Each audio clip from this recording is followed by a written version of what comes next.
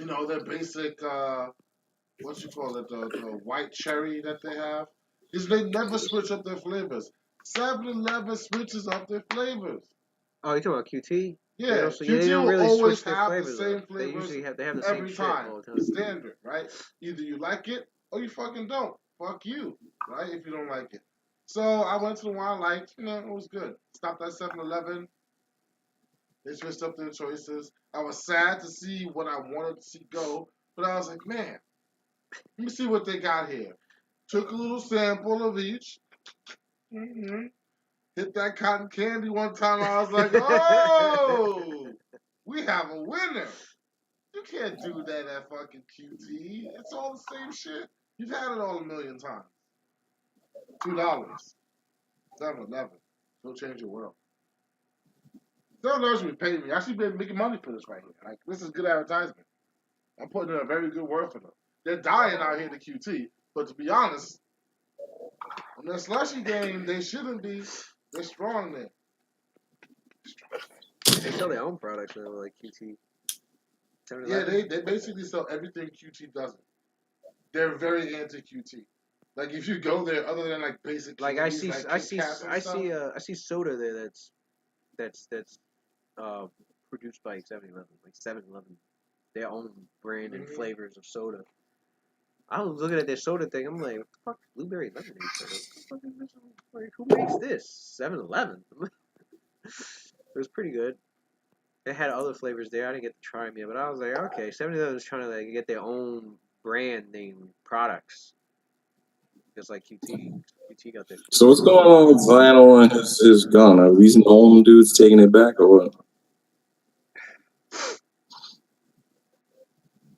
Well, I know it's you and Cynthia. Oh yeah, we were role I'm playing. fine now. Man, we were at the point where I was gonna ask. Did we were talking about Kai? I mean Rayquaza, and he's a cage right, and pretty much was like he has to have some kind of information that we can use to find out where their base is located or something because we're in the dark right now. It's not good.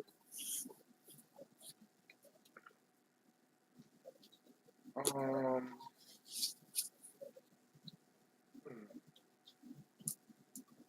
Well, with the Ladenum gone, I'm afraid we don't have someone who's really too good at getting someone like Quad to cooperate. He's very manipulative, so need someone that knows his behaviors very well, and Ladenum is very good at reading behaviors. Probably the second best besides Rayquaza himself. So Well, I could probably tell without if him, you're we would lying. have to depend on magic. Now, there are a few resources we may have. There are people known as inquisitors. We could seek out their help if there are any within the city. We could always find that out. And then there's magical spells that we can cast in order to force him to speak that I have access to. I don't agree with that though. We shouldn't force him. He's Why still our not? friend. Kai Our is very still in him. existence depends on his answers, and the magic is painless.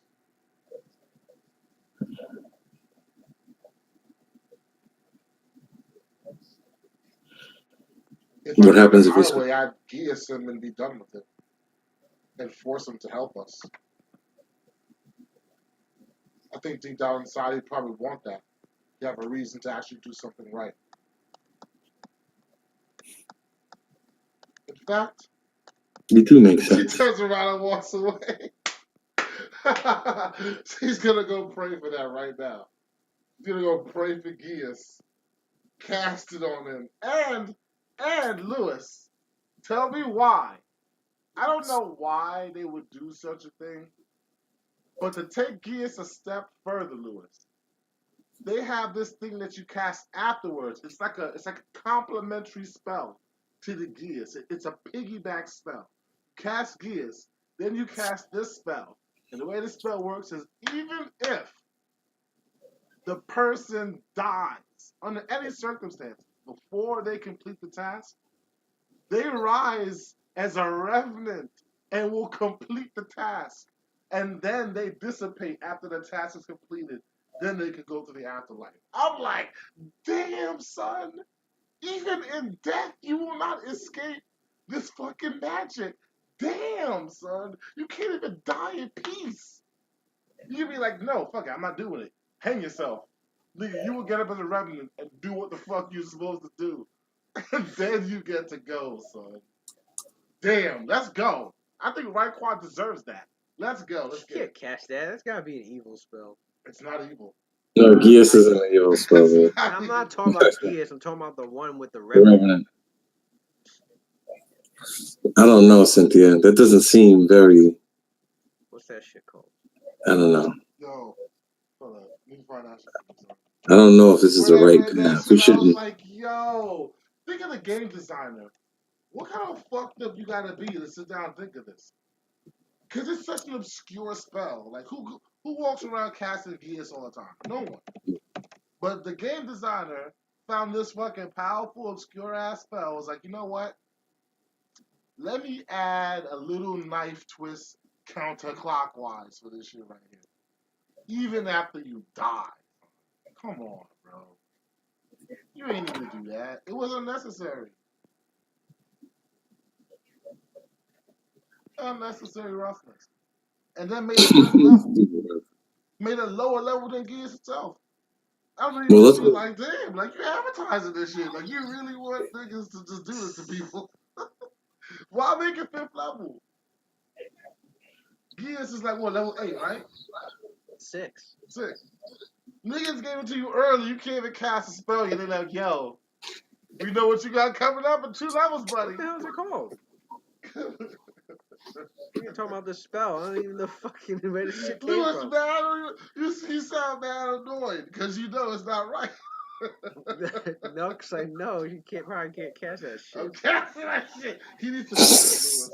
He needs to feel it. Lewis, I go with Cynthia and say we should talk to him first. So let's talk, and then as a last resort. Oh my god. Mentor, you're not listening to me. Feel a little more I am confident now. listening It's to you. curse words. 4 points. What happened? Wait a minute, you legit like just what you put on something magical? Oh, You you're a have the template. saint. I I keep didn't forgetting curse that. though. All right, we got to deal with this situation because I'm clearly gonna go and do some research into sainthood, right? She already knows. I should already know it, right? So She's fucking been spending time in the heavens as a goddamn fucking celestial mystic. She better know. my thing is,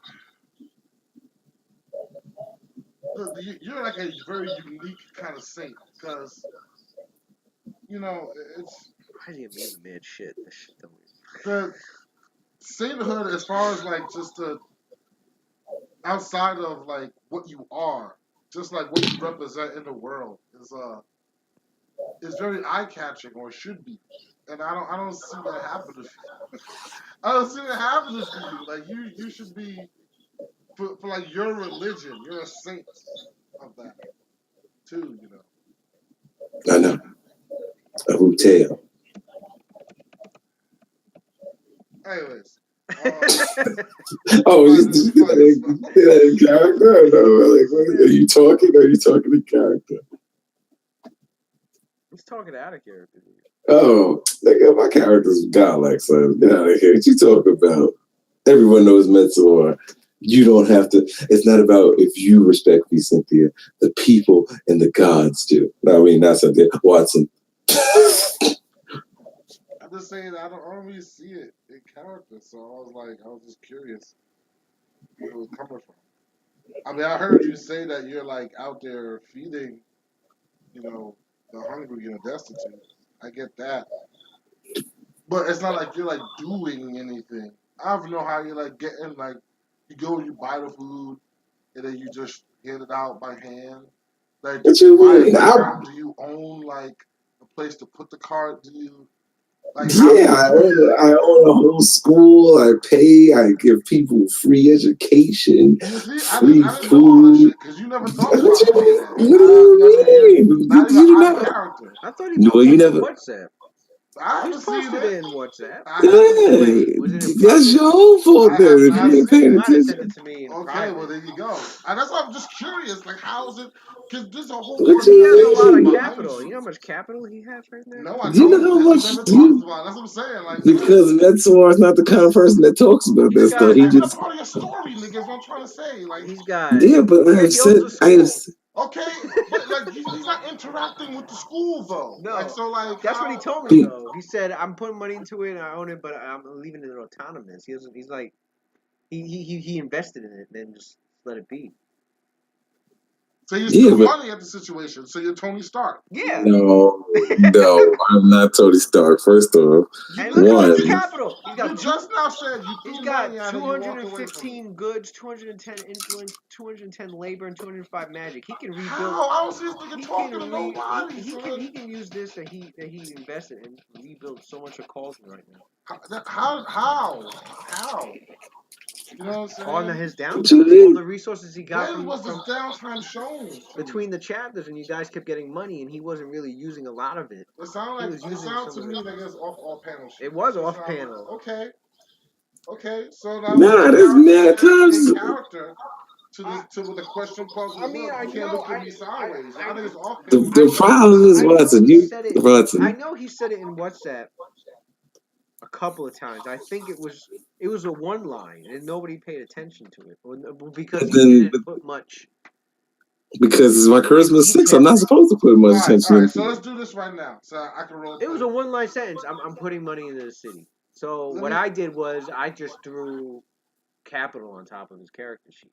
All right. So let's do this right now. Yeah, It's but kind my of nuanced, charisma is but 6, let's so do he's this not right now, supposed to be like. so I can get a Well, good there you go. It's his understanding, Christmas 6. He and doesn't we want to can be the role play. face of all this shit anyway. No, not that. I just want to know. I think I have maybe the wrong idea of what Metsuar is as a character. A character outside of combat.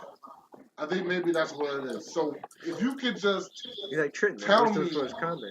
no, if you could just tell me like the way Metsuar is, like what he does, how he feels, his ideologies, like Oh, okay, well, give me the that's what breakdown of then. his character because else I really like I honestly did not I don't consider Metsuar outside of character outside of combat as a character. I don't. Like Fuck it's weird. you. It's What do it's you mean? weird when we try to do this right He's now. calling you the Triton of the group. That's what he's basically. Nah, son, he bugging right now. He don't pay attention or whatever song Well, you because don't detail it enough because the couple of times amount he of did say in time his that WhatsApp, Metsuar spends it was just a feeding the one line thing. homeless, And then taking and then care of of course the next kids. messages would be you and Pichardo like detailing the shit out of your stuff. And you ended up overshadowing his, not not But not through any fault of your own, but because his was so Yeah, but straightforward and to the point. I have a very good understanding of Zino's character too. what does Zino do? Tell me. What does Zino do? Yeah, Zino's focus is trying to train some riflemen. I think like 5 of them actually. and Metsuar's focus is to build. He's building. Well, He's he done already has most the of school, building militia, man. but Metsuar thing. Did you never heard Metsuar say that? So you know Oh, what I mean? Like he's the been trying children to are do the that for like 4 levels ago. no, but you never heard Metsuar say the children are the No, future, I've and he never heard always. him. I've You've never never heard him heard me once. say that. I've said that I've many never times. heard him say Children that. are the future. That he always takes care of everyone. Why do you think whenever a kid is in But danger or something let's like take this that, time to clear it up now though. Like what is it that Metsuar wants? to leave Cauldron better than what it is now, and for his legacy to have everybody like good and healthy, and you know everybody's great. I don't know how to like. Why does he want that? Why does he want that? Yeah. Why wouldn't he want that? He wants. He's a very caring person about everybody, like about other people. You know. So because he's very caring, that's why he wants everything to be good. Yeah, he's a very caring person. He always puts everybody before himself. And he figures the way to get all the evil and all the nonsense out of the city is to take care of the younger generation and make them into good people. And if everyone's a good person, because no one starts off bad, then they won't develop those habits, and the city will be better off than it was when he's gone. Dead in the ground or whatever is gonna happen to him. So he's the kind of person that believes in expending himself to try and save others. Yes, does it all the time. And what god do you worship again? The Uteo, the jungle god, the dinosaurs. He's like, make America great again, make Cauldron great again. Because it sounds to me like you'd make a very great, monk that follows Ilmatic or Torm or Helm. Who are we talking about? Uteo? But then again, like, we're not talking about your religious beliefs. We're just talking about your characters, just core, straightforward, like, how they are. It's just character traits. So, all right, what made him choose a school as an avenue of like trying to help? Well, he chose a school because he felt like there's certain spots of Cauldron where there's too much crime, so he made a place where everyone can go and there's no problems. And I think I told Lewis this, but I wasn't sure that Claudius was supposed to make it where only lawful good people can enter the grounds of the school, like people who only had good, like a good alignment. Do you remember that, Lewis? Let's say Claudius can't do shit. Okay, it was probably something. She cast forbidden fruit, and then Oh yeah. Okay, well there you go. I think I told Lewis that, but I think me and Pichardo were talking about it, but I forgot. He said, "Oh, I'm a wizard. I can do that." That would have been a nice conversation. I was gonna say Pichardo should have said something to Cynthia after that. Then yeah, because I told Claudius that, and he was like, "Oh, okay." He's like, "I can do it. Do not worry about it." Okay, so, but I got a question. Like, why not choose something that's dedicated to Uptail? You kidding me? I got statues of dinosaurs and stuff there, and all that stuff, and a school would make sense. Sponsored by the patron. Well, I'm talking about a place of worship. Well, that's why he goes. He doesn't stay in the city when he goes to pray or anything like that. That's why he goes away. Are you talking about a place for children to learn, or are we talking about like a dojo? No, like a place for children to learn and like. Okay, so educational. Yeah, and not a dojo. Like let teachers reading. I mean, they could like if they want to practice whatever, but it's not for that. It's just a place for people to go and get away from their bad lives. Basic education.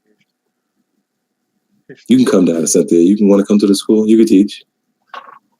She already has too much responsibility to running a damn church. But I'm saying you could be a teacher. You got all the knowledge. You could teach these kids something. Matter of fact, Cynthia. She's a teacher morally, spiritually. I don't know. Well, then you could teach morally and spiritually to the children too. And she does. The children don't come to the temple. I'm just saying, we'll come to my schools and do the same thing. Let's be busy. You don't have time for that, son.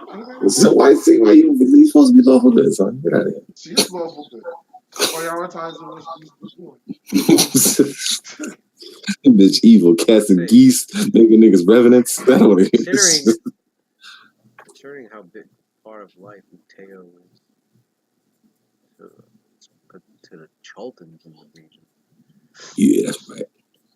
Everybody should know about Uteo. Even you, Cynthia. Uteo. Why my chest itching? Uteo is the creator of Chult, founder of Mesro, and the father of the dinosaur. The deceiver. I don't like that one though. I don't ever say that one. Completely true neutral deity. So he has servants of all types. God of his portfolios is creation, the labyrinth of life, jungles, the jungles of Chult, the Tabaxi tribe, dinosaurs. Mm-hmm. His allies are Thardhar. Thardhar is the dwarven god, the dwarven god of the jungle dwarves. His foes is a Shaodao and Seth. Seth is a Yuan-Ti god. The symbol is his holy symbol is a maze. I said that on what up, right? When he asked me, which maze do you speak of? Mesro and its maker, from the eternal life of Mesro by King Osar the First, ruler of Mesro, Negus Nagusti, and Bara of Uteo, called the Wise by his beloved subjects. There's no exaggeration in the bold claim that Uteo founded Mesro. The great god of the Tabaxi built the core of the city himself, the temple and amphitheater rising first from the chaos of the jungle.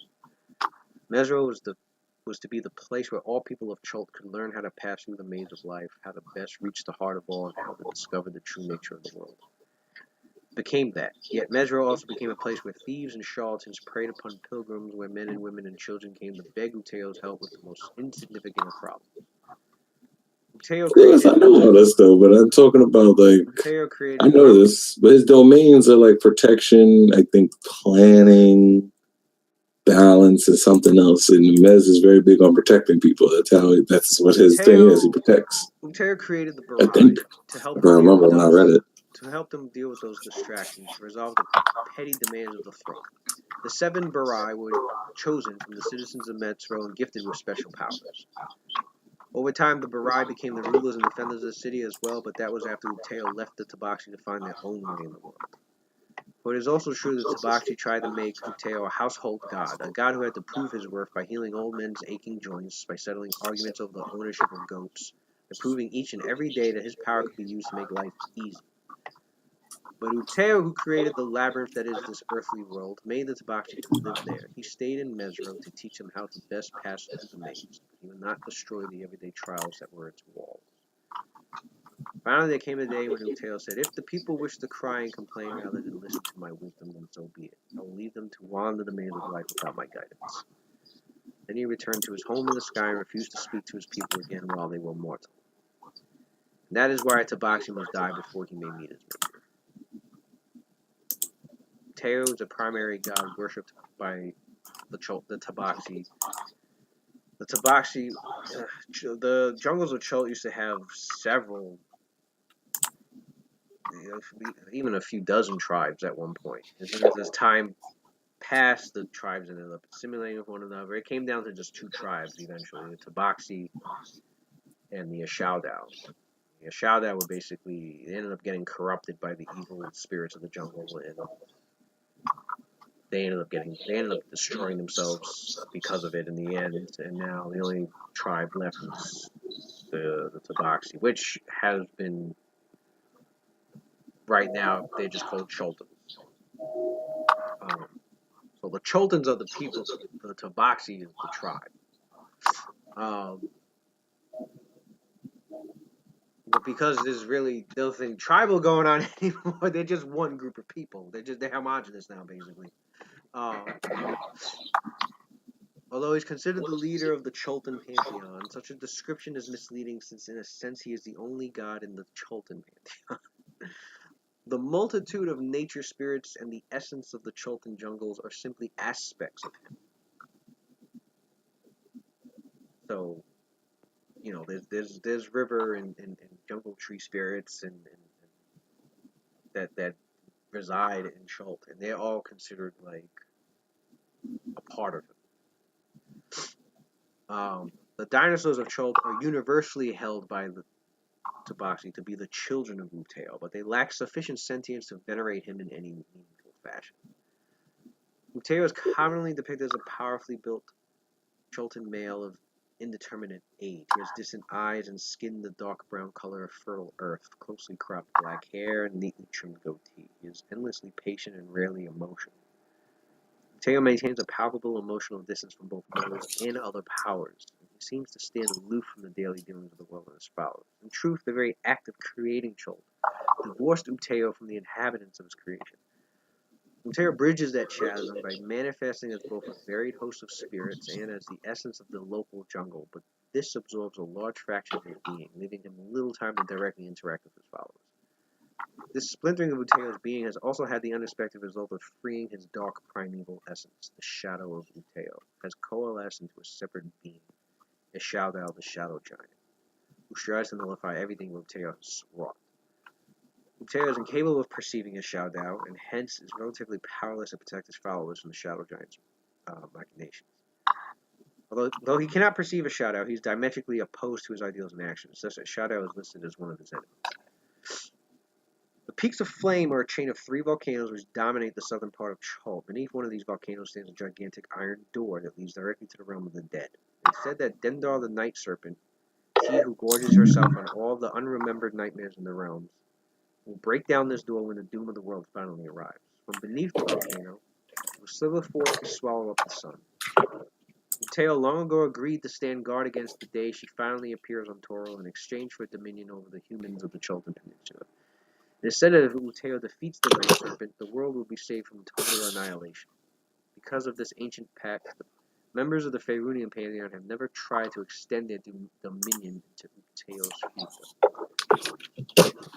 So while the clerics of the other gods could travel through the jungles of Chult and visit Mesro and any other, other villages of the place,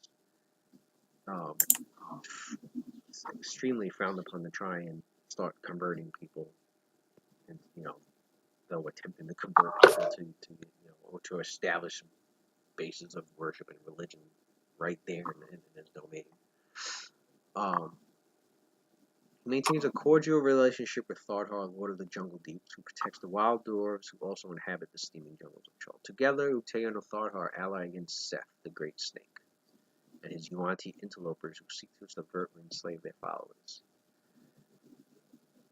Uteo's primary domain in the Outer Plains is a labyrinth jungle teeming with life in the Outlands. However, because he is very fond of his dinosaur children, he also has a realm in the Beastlands, on the Forbidden Plateau.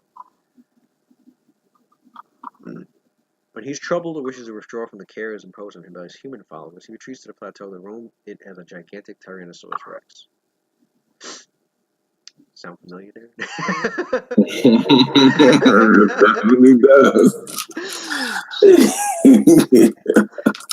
I was just thinking that too. Wow, son. In fact, during the time of troubles, Uteo stalked the length and breadth of Chult in the shape of a T-Rex. He is said to have battled to a draw with Seth, the Great Snake, in a great battle on the eastern edge of the jungle. Since the coming of the Avatars, Uteo has increased his interest in his followers and strengthened the ranks of his clergy. So he's pretty withdrawn from his followers, but not as much after the time of troubles as he was before. For a long time before, he took a step. He took a big step back. His aspects that permeate the jungle still still worshipped, and so clerics and shamans, they still got their magic from him, but his core being itself was completely withdrawn. Now he's got some interest back again ever since the time of trouble, like 14 years ago in your character's timeline. But he's still, that was like 14 years ago. He's still kind of in the background, still wanting his people to do their thing. In the past, Uteo manifested his presence indirectly, much more frequently than having any avatar appear.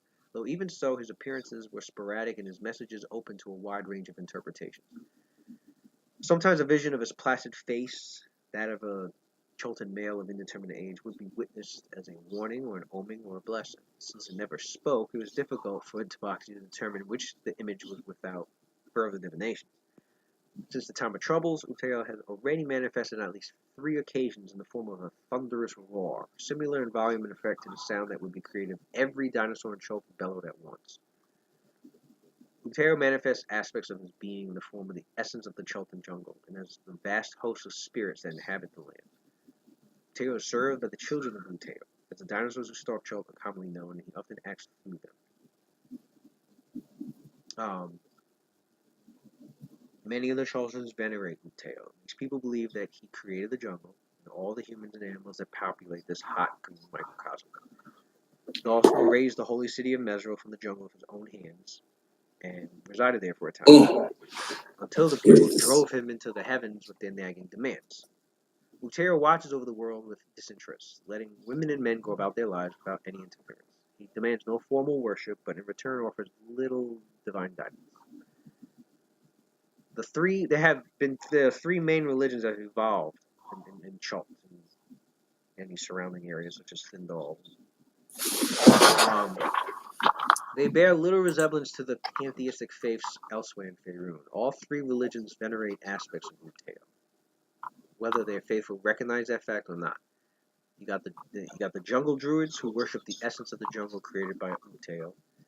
The Yeah, the spirit shamans, lords, right? Or something. the Isn't there like spirit shamans, lords? huh? Isn't there like spirit lords and maze something? I think we're going off of her memory. Are you talking about the specialty priest? Oh, is that what? Yeah, okay. I remember. I told you I read. I think I read what you read. Oh, there it is.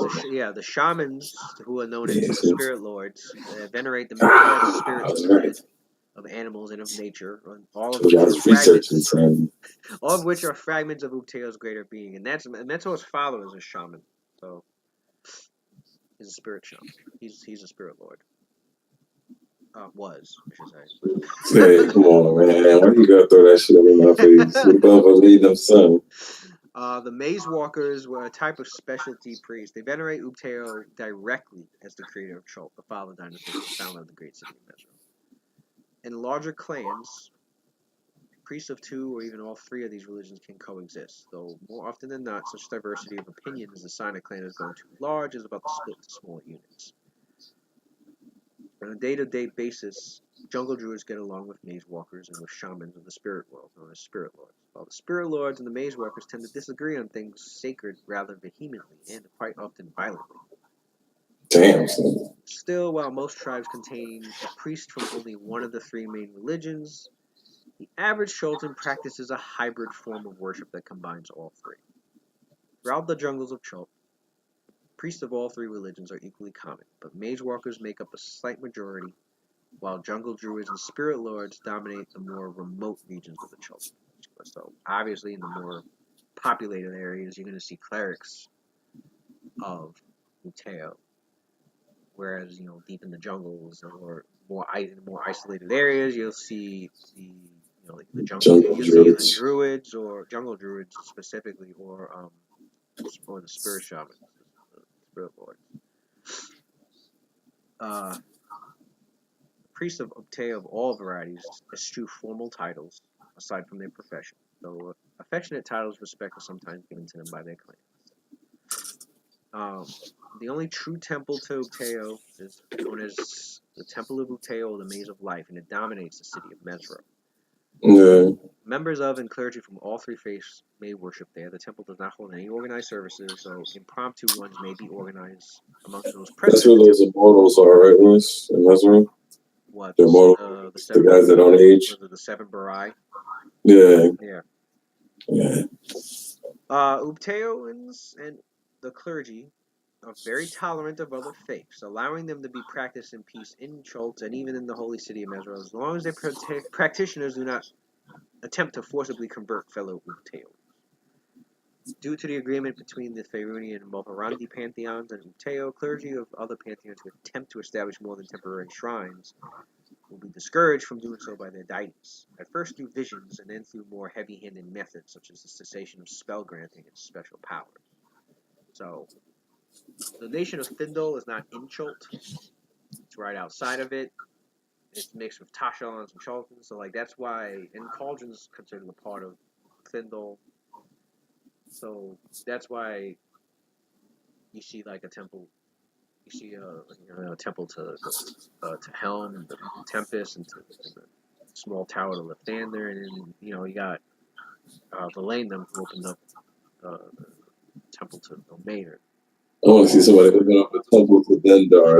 now if he was to try and open up a temple in Mesro or somewhere deeper, somewhere else in the jungle, the Chult, Maynard would be like, stop. The school's fine, man. The belief system of Upteo is that they believe he created the jungle as a sort of test for his people, a maze for them to pass through on their way to a heavenly afterlife. They also believe that each life can be represented as a maze. When the worshippers die, they are called before their maker and told to draw the mazes that represent their own lives. If they are successful in doing this, they are invited into Upteo's home. If they fail, they come back to the world as a ghost or a ghoul or some other undead that wander in the night. That's not cool. As children, the Cholton people learn the rudiments of their personal maze, and it is up to their teachers or elders to help them add to the maze as they grow older. All Choltons who worship Uteo practice drawing their maze constantly, often doodling the pattern idly in the dirt during their conversations when they are deep in thought or when they are preoccupied with worry or planning. So you put a lot of ranks in your artistry, painting, so I'm sure Meteor's painting fucking his mazes and whatnot. Yeah, see that lowest 2 thumbs up. So it's going here. um, or even on himself, he draws it on his chest. Only throwing on the chest. Draw it on the mountainside. That's a lot of fucking painting. Or you're just drawing Yeah. like if somebody Nigga, taps I into the paint mountain, all the they see time, it, they're like, bro. what the fuck? Somebody did that. Yeah, I was painting in hell.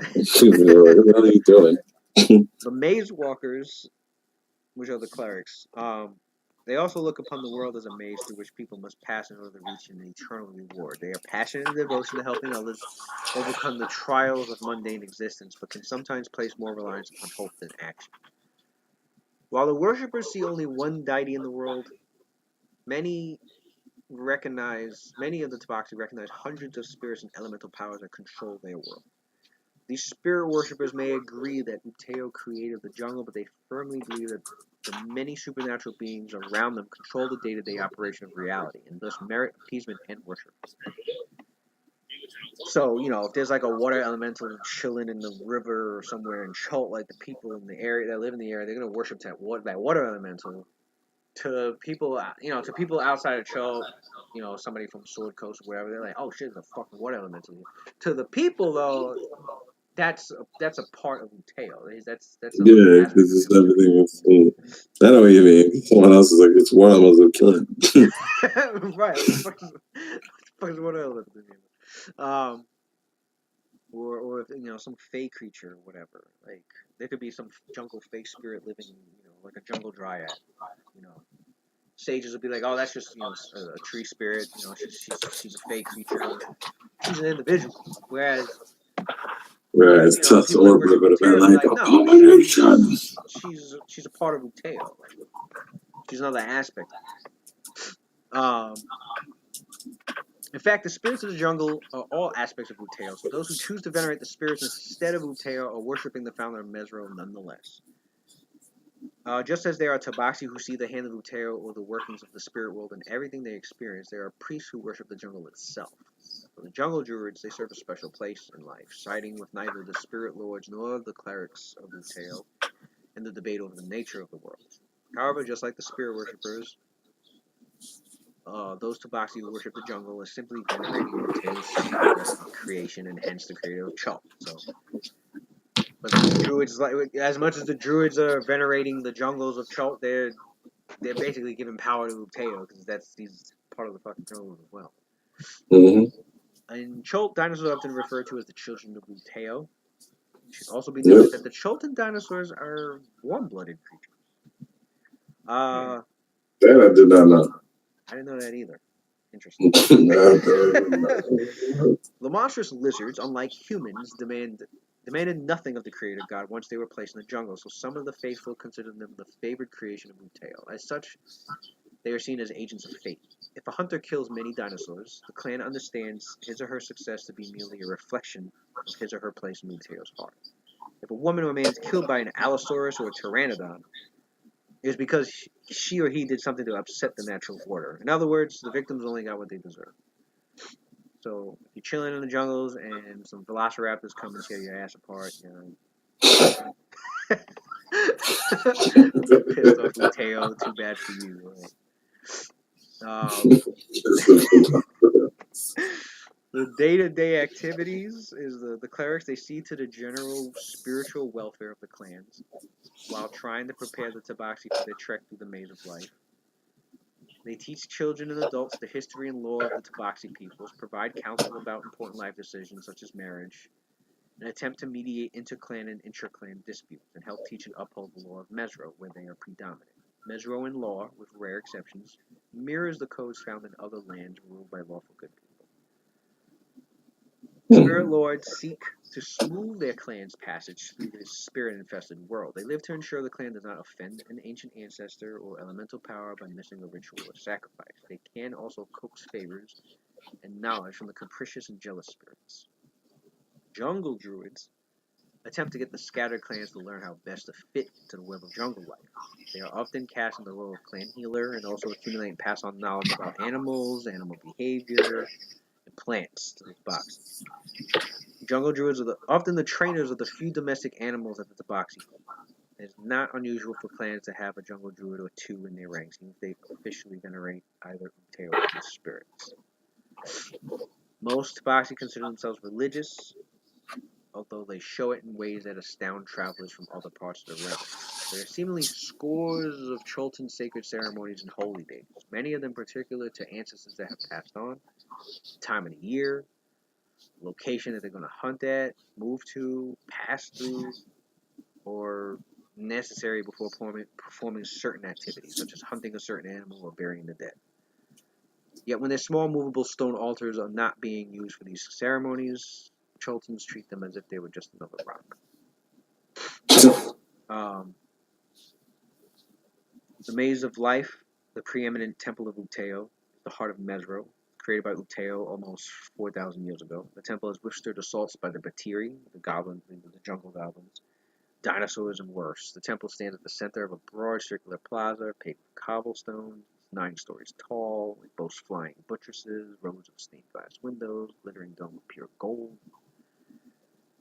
It has a single wall.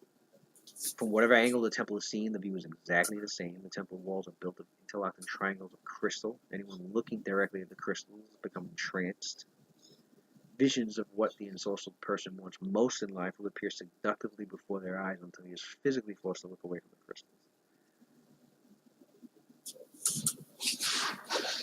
crystals. Affiliated orders, the Barai of Mesro are the 7 men and women, mighty champions of Uteo. They're basically the chosen. So, yeah, the ones that don't die. Chosen by their god to defend the holy city of Mesro. They live forever. Their wisdom and faith shield them from old age and sickness. However, they can be murdered or lose their lives on the battlefield. In return for everlasting life, they must protect Mesro from all harm. If a Bara is killed, another is selected by Uteo. That is the only time a mortal may enter the Barado, a special location in the great temple of Uteo. Bara tests this deceptively simple and centers around the Tabaxi belief that each individual's life can be represented in the maze. If a supplicant correctly completes the maze of his or her life, Uteo grants the new Bara fantastic power to be used in service to Mesro. If the supplicant fails, he is carried off into the afterlife. The women and men who become Bara are sworn to secrecy about the nature of Uteo's test.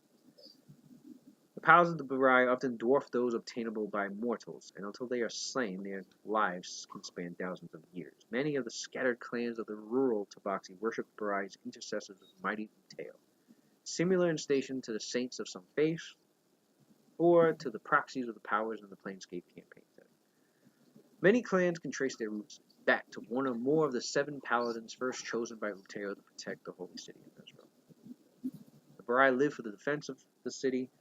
The city will utterly destroy, they will crumble to dust. While the city thrives, they are graced with a number of special abilities, such as regeneration and spell-like abilities, detecting evil at 100 radius, shit like that. The fuck? I just feel it coming. And that, City of Barai.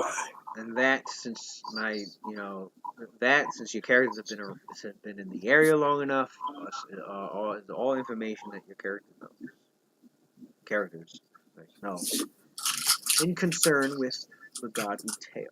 So in Metro's case, his patron's Uteo. He's lawful good. In your lawful good path of life, you've chosen to, through Cynthia and her help, have chosen to dedicate yourself more to the philosophies of the heavens, to use their powers, to use their teachings of what it is to be good and to do good. Yeah, but I've always respected all gods. Practice that lifestyle, and you continue to grow in that lifestyle as your characters are traveling with the party and gaining levels. You've taken your sacred vow, which I think the drama helped with that. I think she was present to do that. Well, she did. No, she did that with Cynthia. That's what it was. She was present for that. For her. Where is the drama anyway? She been MIA. The drama's like, well, once Belanum and Dino come back from their trip, I know he goes to her for some training. Um, Okay. She also keeps an eye out on the Pillar of Souls, but she's not there all the time. She's there pretty much most of the time. Yeah, I feel like I never see her. She's good at. She's mastered the ability to craft magic armor, so she can do that for certain characters now and then. Actually, do. There's spells that I could cast that could give these drama some help. I'm getting some food. Playing on ally, which summons like celestial service for like or something like that. So we could just I'll do that and then that spell for a while, but it's so much bookkeeping that it's not really worth it to like do For an ally to guard to guard the area. to guard the area. Yeah, you can do that. If you summon the guard, it lasts a certain amount of time or some shit like that. It lasts like I think it lasts like one. It's like a day per level. No, year. A year per level? Yeah. What the fuck? Cause I was gonna summon them so they could watch over so they could guard the temple.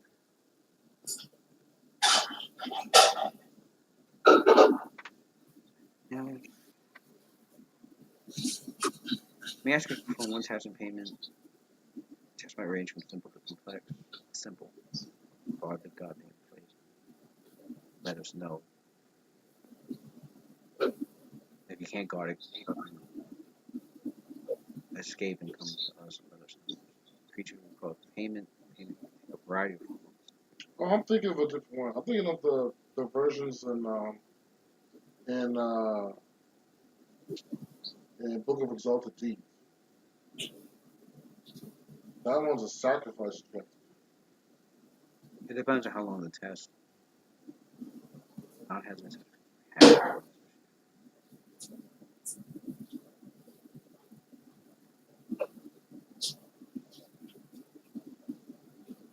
The longer the test, the more the payment. The bigger, much bigger payment. I've actually seen some like extra rules on like ally. Yeah, I mean the version of the spells that I was gonna use, it summons celestials, but like I won't be using ones from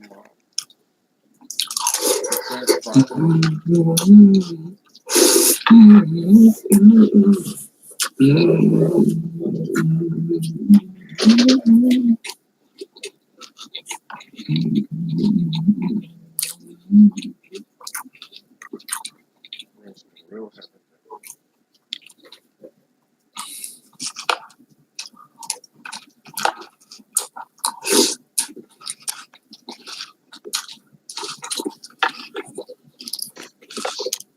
Alright.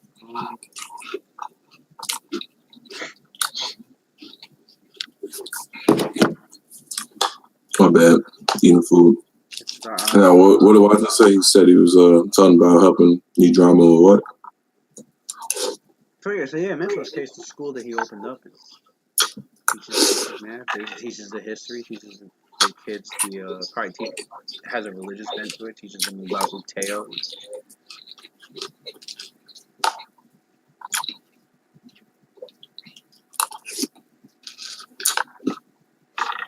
I'm really surprised that Watson has never heard Metro talk about that school ever. As much as I've brought it up through this whole time. Maybe I've messages to you on WhatsApp a lot, Louis. Maybe that's what it was. I think that's what it was. Alright, so this one is called, so it's called Faith to Serve. From his one before Lantern Icon, Florida Lanterns, Mustard.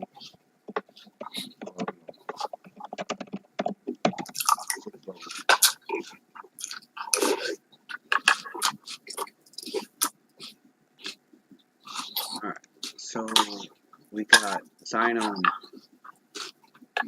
Berlin. So Claudius gets you your Phantom Steed. You get to less than 24 miles an hour. There's your ride. I'd say about 5 hours, 6 maybe. You carry get there pretty dang quick. Going across the skies, a storm in the distance that was chasing you. Your steeds outran it. In the distance, as you're going towards, as you're passing by the People that riders on Storm because he's a gunslinger. He's a gunslinger. Riders of the Storm. I gotta find it. But you can't. Oh, if you're streaming, you can't play it anyway.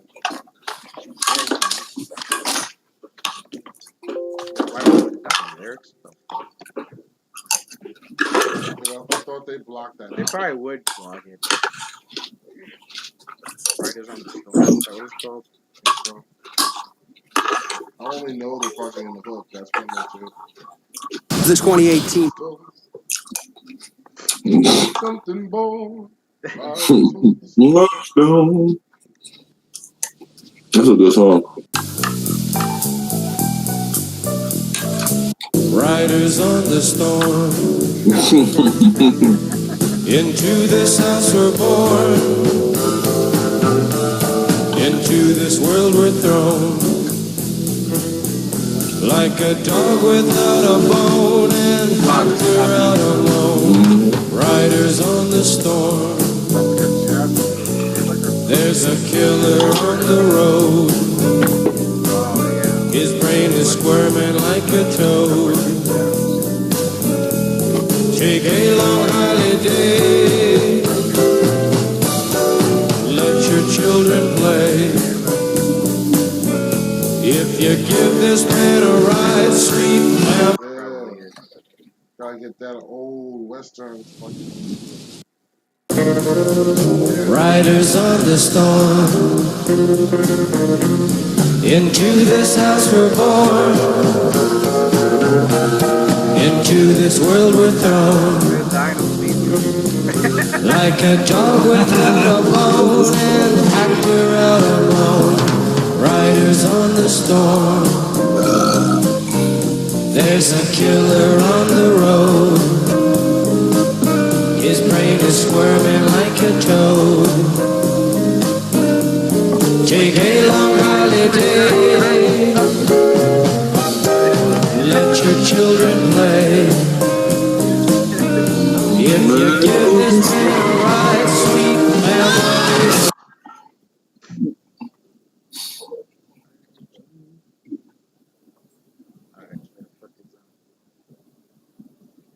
Riders of the Storm. Now that's just stuck in my head. Montage music. Alright, here we go. Let me move. Where the fuck? Riders of the Storm.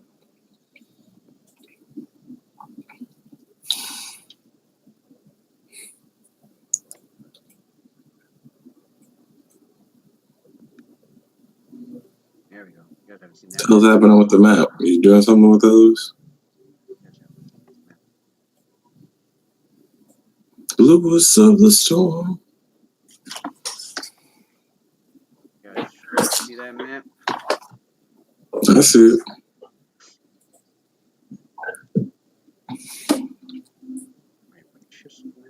Oh, that's ships.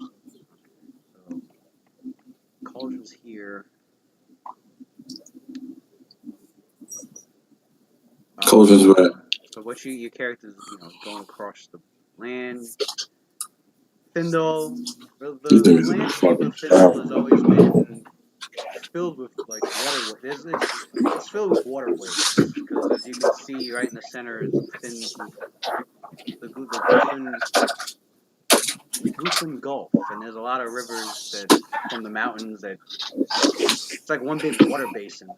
So there's a lot of farmland out here, and there's a reason why. It's also a reason why there's not a lot of people on the mountain. People either walk or they use a boat because it's not gonna really unless you got a mount that's good for this terrain and can afford it. You're not gonna get far. Yeah, Is that why you got the flyer? Good old Magic Steed. But yeah, it's beautiful, lush land, and especially in this time of the year. Yeah, look, I'm not with y'all. I say let's go visit Royal Shell and Meltor. I think it's summertime. Actually, so it's pretty hot. Very, very this far south and near the jungles and stuff. All this what like they grow a lot of like tropical related fruit.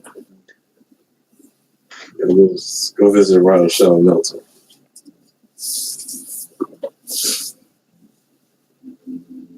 It's Kythorn?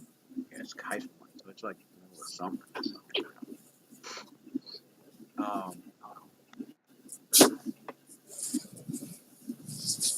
As you're passing by these, so your character's got to go from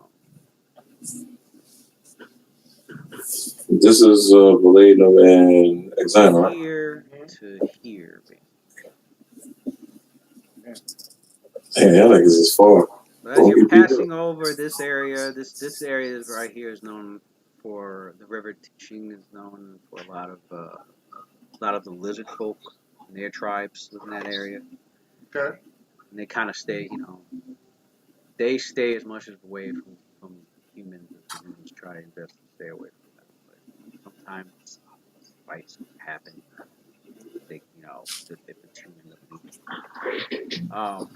These mountains, the Tishing Mountains, you see that in the distance as you're passing by, and riding fast through the air and away from the storm that's coming. So you see in the you see right around the mountains flying around. well, how bad is the storm? Of cascading. How bad is the storm? It's like category 1, 2, 3. Of feathers. You see a mighty giant bird-like creature that's just flying. Oh, Your characters have heard stories of a chaos rock living in those mountains, and sometimes Chaos rock. That's what the bird is called? Mm. Like, bitch, that thing is a hoe. Oh, I don't know what you're talking about. Rocks, as in ROC, the legendary giant vulture-like birds, or I think they've like Arabian myth lore or something like that.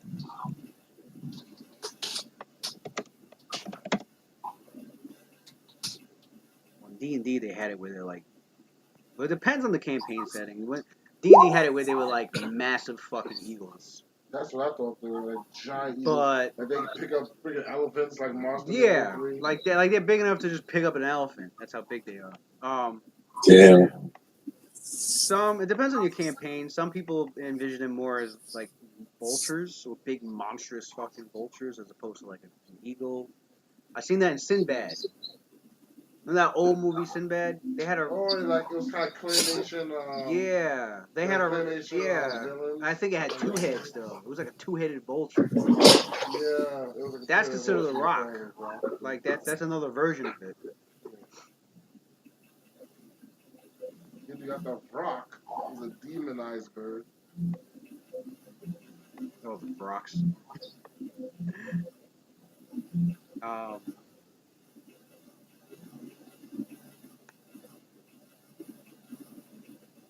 Here's a picture of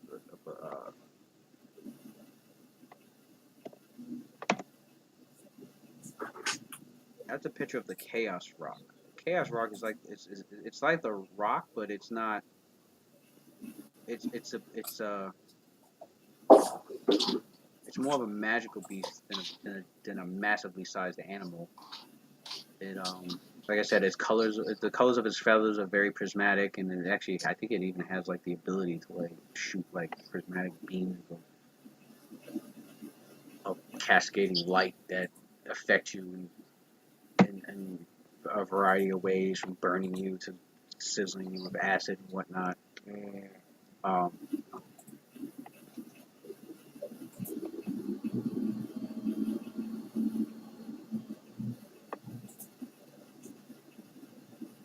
the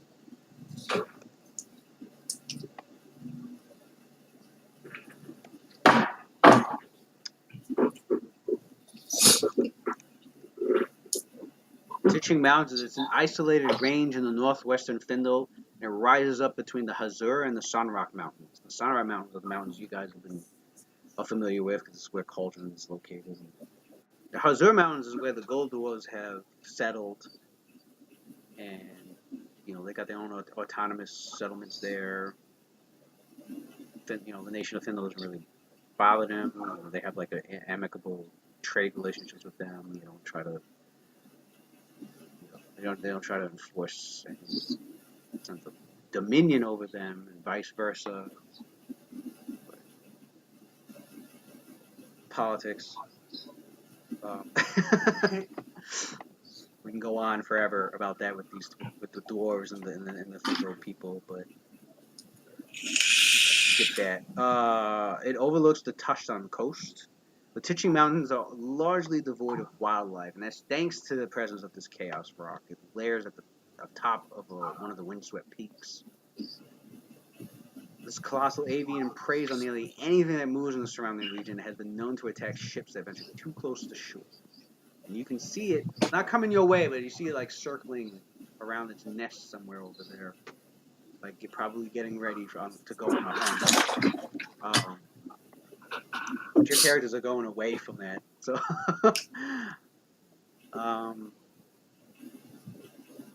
and you continue moving swiftly across the land, seeing people traveling on the boats below, people working on on the farms, a village here or there, a small little town,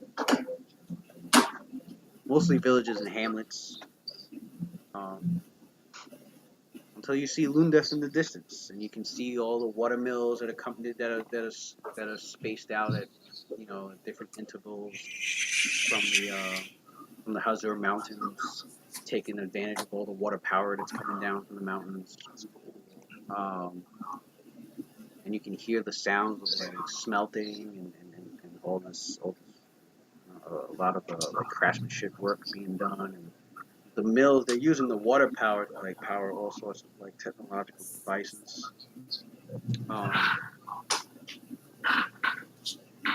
And it's in that city where you'll be able to go in there.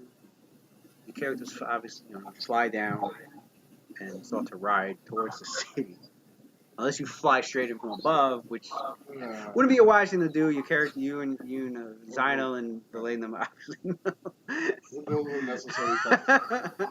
draw a hell of a lot of attention, freak some people out, maybe even warrant a warning shot if they're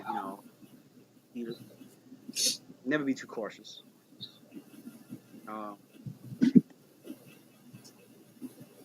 You arrive. The place is known. The city is known to have more gold dwarves as as sort of like the authoritative figures. The ones that are owning the bigger businesses, the ones that help make whatever policies are necessary to keep the city running. The ones that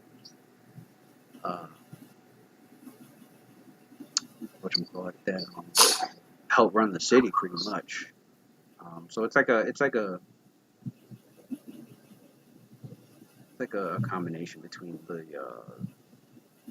mostly as for the humans, it's mostly Tashalans. The Tashalans usually are the ones that live in the urban areas, with the Choltons living in the more rural areas. And if there are Choltons living in the urban areas, it's obviously in low squalor conditions or blue collar jobs.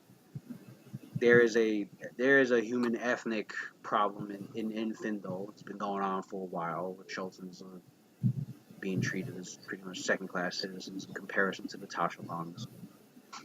Um, even though this is originally Choltan land, before the Tashalans showed up, the Choltans were dealing with the lizard folk. They dealt with the lizard folk. They have a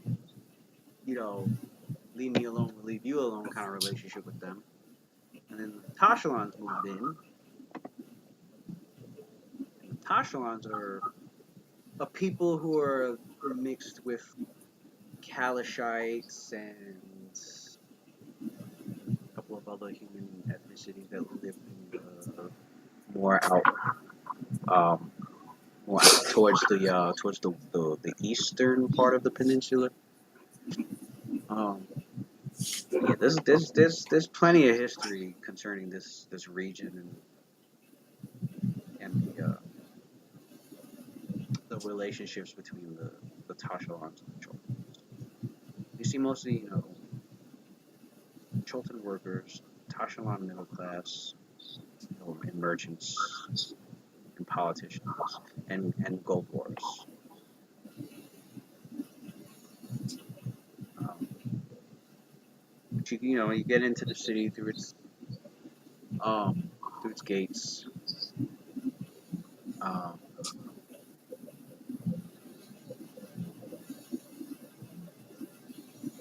and yeah, sprawled before you are plenty of houses that run alongside the Guffin Gulf shores, and it kind of like it's just like basically a coastal town, but not a town that's not a coastal town to the sea, but towards like more of a bay, kind of like Chicago, which is next to a big lake.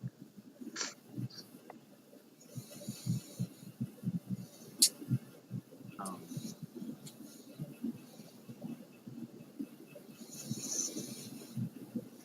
what you do is roll a diplomacy and find your guardsman.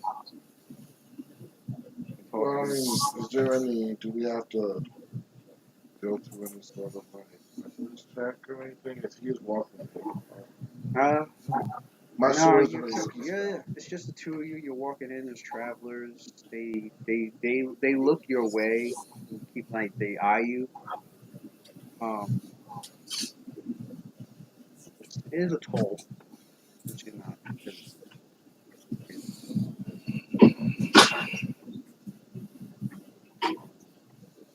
to you guys it's pretty cheap. Like,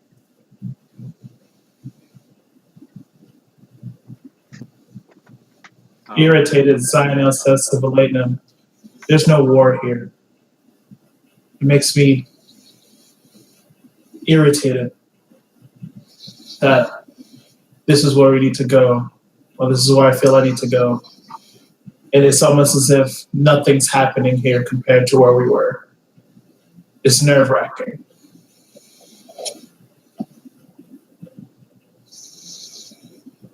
This is true. And I hope that they understand that where we're coming from will soon be a reality for them if they don't allow us to come to some sort of agreement with you and your firearm. Well, guess we need to find direction.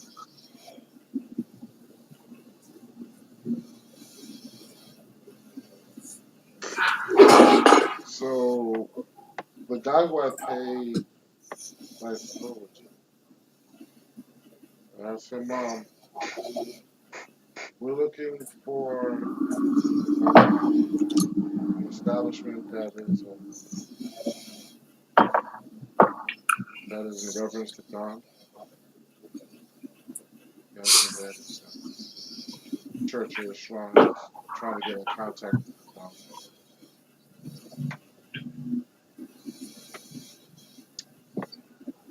there has been some guardsmen that have been coming through here. I say personally don't know where they're located myself, but if you ask around, You should easily find them. Most of them know it's not too hard to find.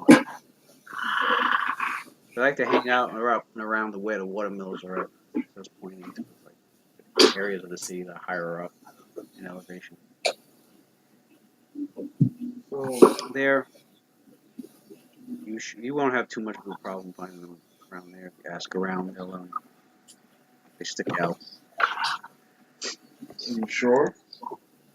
Like I've seen them here or there, running around looking busy or keeping to themselves. But I pay them no mind. Why don't you pay me the other guardsmen not received audio? No, they might make some improvements on all the innovations of the dwarves and the dwarves and the other people are coming up with. No, I don't pay them no mind. I'm here to collect toll money, make a living, go home with my wife. Well, sorry, I came here and I barraged you with all these questions before actually addressing the person. I am the Layden Valley, member of the Vindicated of Cauldron. Now, that was my timer that I know that a minute has passed, so can I do my sense mode now? You timed the minute. This guy. Wow. Roy, sense motive for what? Like you're trying to sense I'm trying to sense if there's if he's something, lied to me. some kind of hunch, basically.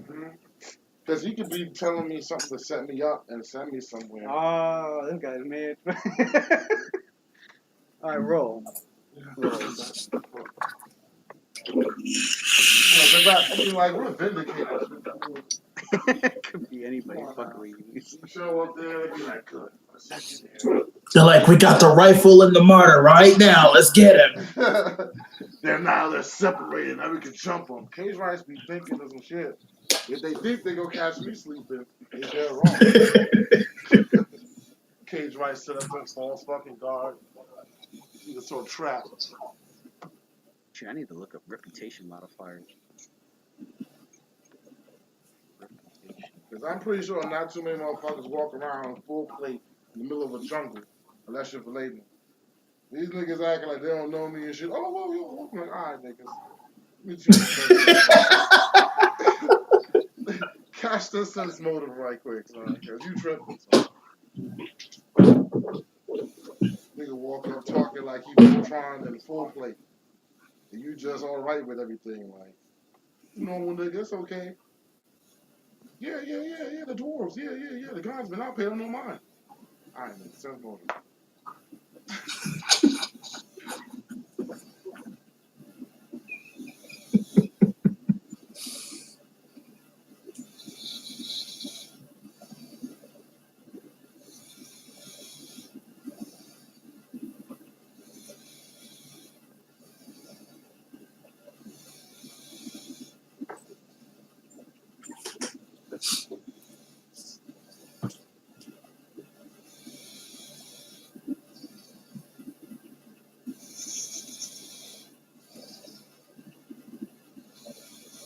Oh, well.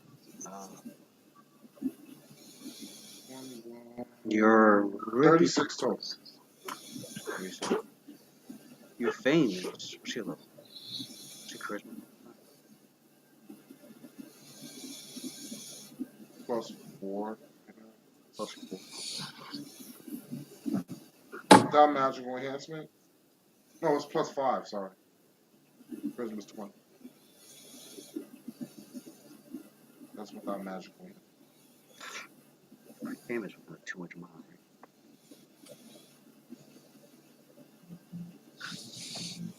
right? He did do some crazy shit. Just saying. He did some crazy shit. That shit with the rods of weather control and lowering the water so that the fucking whole town didn't end up underwater. That was some shit we did, yo. That was crazy shit. And to make sure no that was back in the day, so when we did that shit. Remember we fucked up that vampire fucking hobgoblin son? Vampire hobgoblin, bro. These were templates. That was mad long ago. They should have been doing. How many vampire hobgoblins running around? That nigga was unique. He had a name and everything. Drakthar's Way, son. Let's not even talk about Lord Nabatoro. What we did over there in Demon Scar. Who is doing that right now? Nobody doing it. Stormblade's retired, son. They got bodied and retired. We bodied the people that bodied them. Come on, we ain't known in these streets, bro. We ain't known in these streets, bro. Did Zymo not fight a dragon in the skies, like, by himself? Did he not put two in Hookface's skull piece on? Like I'm saying, like, who's fighting dragons, flying gunsmen over your city, just fighting dragons? Like, You would think I would have thought they would have noticed the craftsmanship of the gun I'm by just now. saying, this nigga come through winking with magic, son. This nigga gun is covered in flames and shit. These niggas is just like, yeah, whatever, nigga.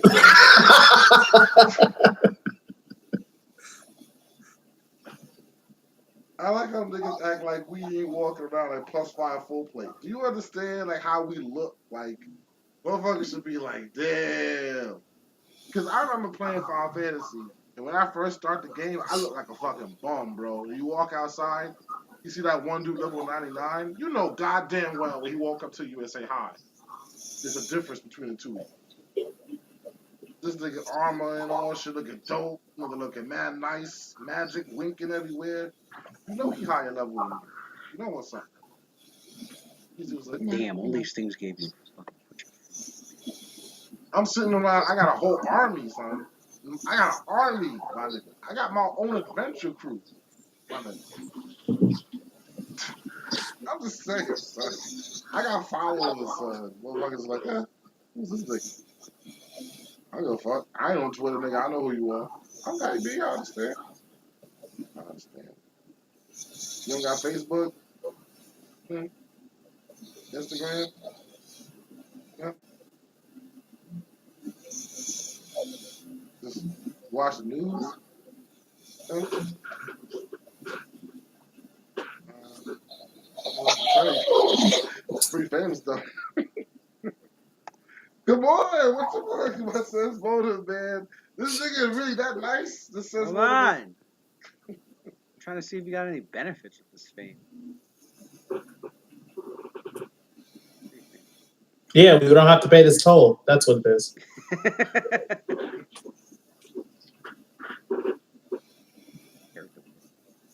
You haven't find yourself in trouble. You observe this activity wrong. The same with this fame. This fame characters got prestige points. Oh, snap. We got a new mechanic. We just unlocked a whole new mechanic in the game, son. Let's go. Prestige points that you can use to like in your sphere of influence. You could probably use that for this negotiation. You damn fucking right we can.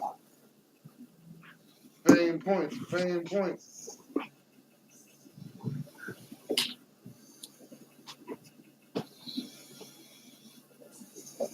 I never really fully calculated that. Your base fame is in the 20s, which is typical fame of an adventurer has completed several ventures and the public is starting to take others. So if it's that's the base. All the shit that your characters have done now. In the fucking 40s at this point. Celebrity status.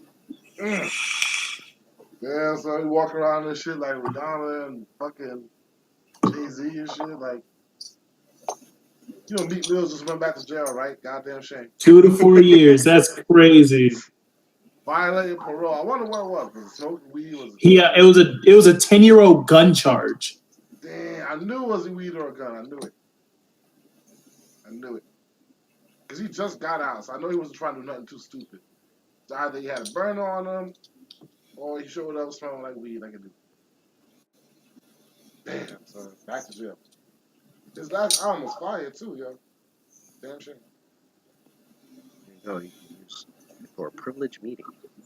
Ooh, for a privilege, that's exactly what we need. A privileged meeting. Oh shit. So All right, so how as does it for your work? sense motor, what did you get for it? 30 what? 36. All right. Well, you see this guy, Chilton, man, who looks like he drinks a bit too much. But you can tell. You can sense that he drinks a bit too much, and he's very poor at budgeting his expenses, and Sounds about right. yeah, he he has too many children to care for. Excuse me? You're getting all this from just looking at he likes to make rash decisions. Yeah. But he takes his job very seriously. What about his hairline? Obviously not. Is his hairline receding early for his age? It's Oh, probably his age, he looks like he's in his late 20s, early 30s about. Can roll a health check. How healthy is he? How healthy is he? That's usually a good indication how much money you make. He looks fit enough to be a guard.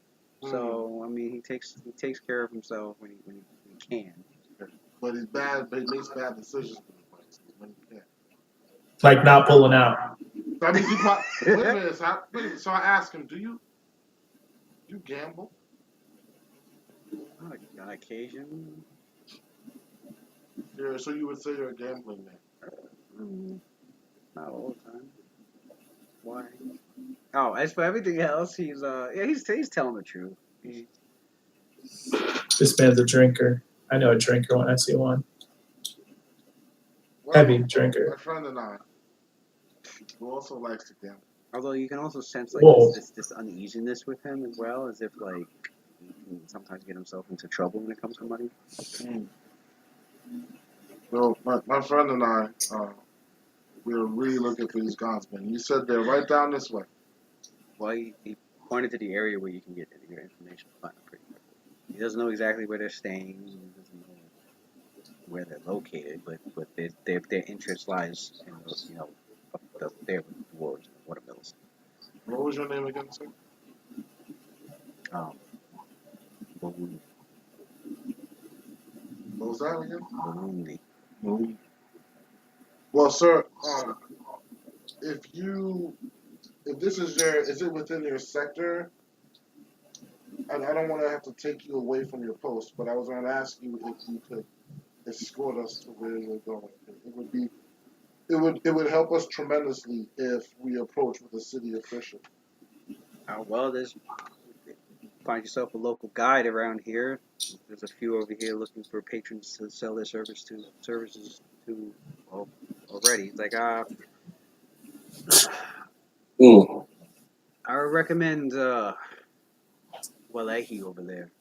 Yeah. Walehi? He's a pretty good guide. You can trust him.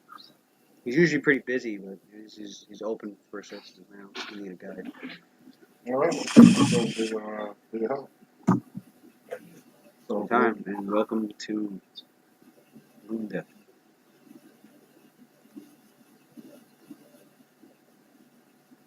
And so I go over to Walehi. City of Roaring Waters. Excuse me, sir. Walehi was your name? Yes, sir. How may I be of assistance? See that you are here. Where would you like guidance to? Hi, my name is Valaden. Valaden. Valaden. You run the Temple of the Iron Martyr in the Cauldron. Oh yeah, I've heard so much about it. My cousin, he's one of your followers. Oh. Yes. What?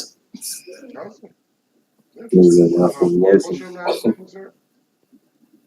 Do you have a surname? I have no surname, sir. I am just Walehi. Oh, I'll make sure to treat your cousin well. Now, we are in quite a hurry, actually. We are looking to meet Mr. Gonsman. And it's a very large city, so... the Gonsman. The little folk. Quite a few of them are here. I can directly lead you right over to them. I know exactly where they stay. Exactly what they say. So they say they're off. Oh yes, they're missionaries. They've come here fascinated by the innovations that the dwarves have set up here. As you can see, these points up, to, up the Cascades where we see the mighty waterfalls coming down the mountainside, and heading various elevations on its way down into the Thingol waters. So See all was these that trails. natural or was that man-made? Because we're the city in which The Cascades are natural. The wind, the water mills, and everything that's built to harness the power of the water is all man-made. Well, well, over in Cauldron, our entire city is made man-made. Surely you've heard tales of sort of our spellmaking, how with magic and spells brought the city from malachite. And then that transformed like he's about to catch right quick. Mhm. There's a war going on, and we're talking infrastructure. Yeah, that's what sometimes. this Hey, guy yeah, play the Zyno's games, man. getting Play the tight games. right now. 31, motherfucker. Play the goddamn games. Zyno looks pretty annoyed that there's infrastructure talk going on instead of just going. Motherfucker, this is how you make friends, okay? You find out whether you can trust them, They never and called when you a you find out whether you can motherfucker. trust them, you ask them questions and you believe what they say, and then you get to your goal. This is, you can't just run in and shoot everything. You can't just shoot me, okay? Okay. Lay them told you you just kid. That's why I said, telepathically. Said that Yes. telepathically. Like, be quiet, okay? He, We have to go through these motions in order to get what we want truthfully. Or we could rush the scenario and just trust what everyone says and then end up failing. We need Bible data, Bible information, right? Concerning the fact that you have a very powerful weapon that a lot of people want, right? Fair enough. Louis, that sounds moto though, bro. what'd you get? 31. Very well. You can trust me. All right, sir. So, how much do you pay for the service? What's your rate? My rates. It's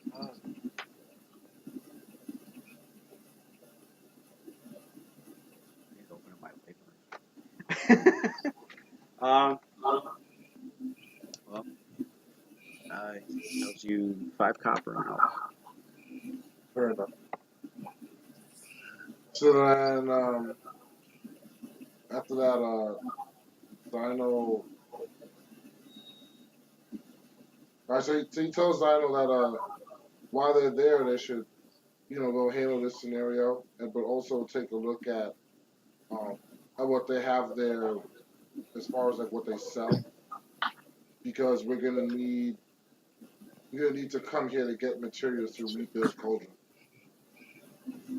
So, like the route that we took here, we're gonna have to memorize that, and it's probably a common trade route, but making sure that that route is like secure is gonna be really important because we get to have caravans go back and forth with materials and supplies.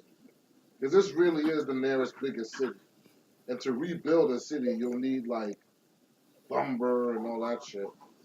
So, Okay. but first we take care of your business. I say you can't. I Then mean, we do you that. can't really rely much from Naru Belt to the north because it's been taken over by pirates. Pretty lawless place.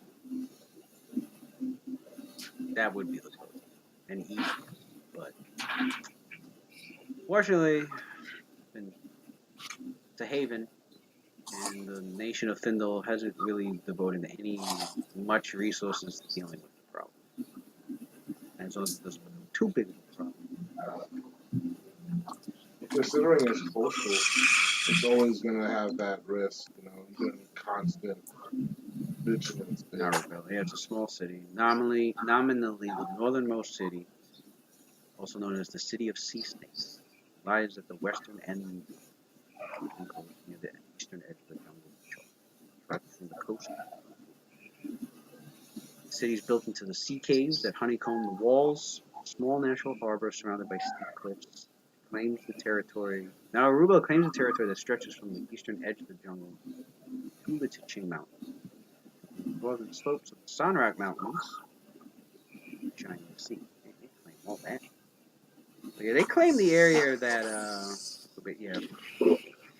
Basically, if you were to leave Cauldron and go north down the mountains, and I mean once you reach down the foot of the mountains, like from there north Narba, Aruba, like that's what they claim.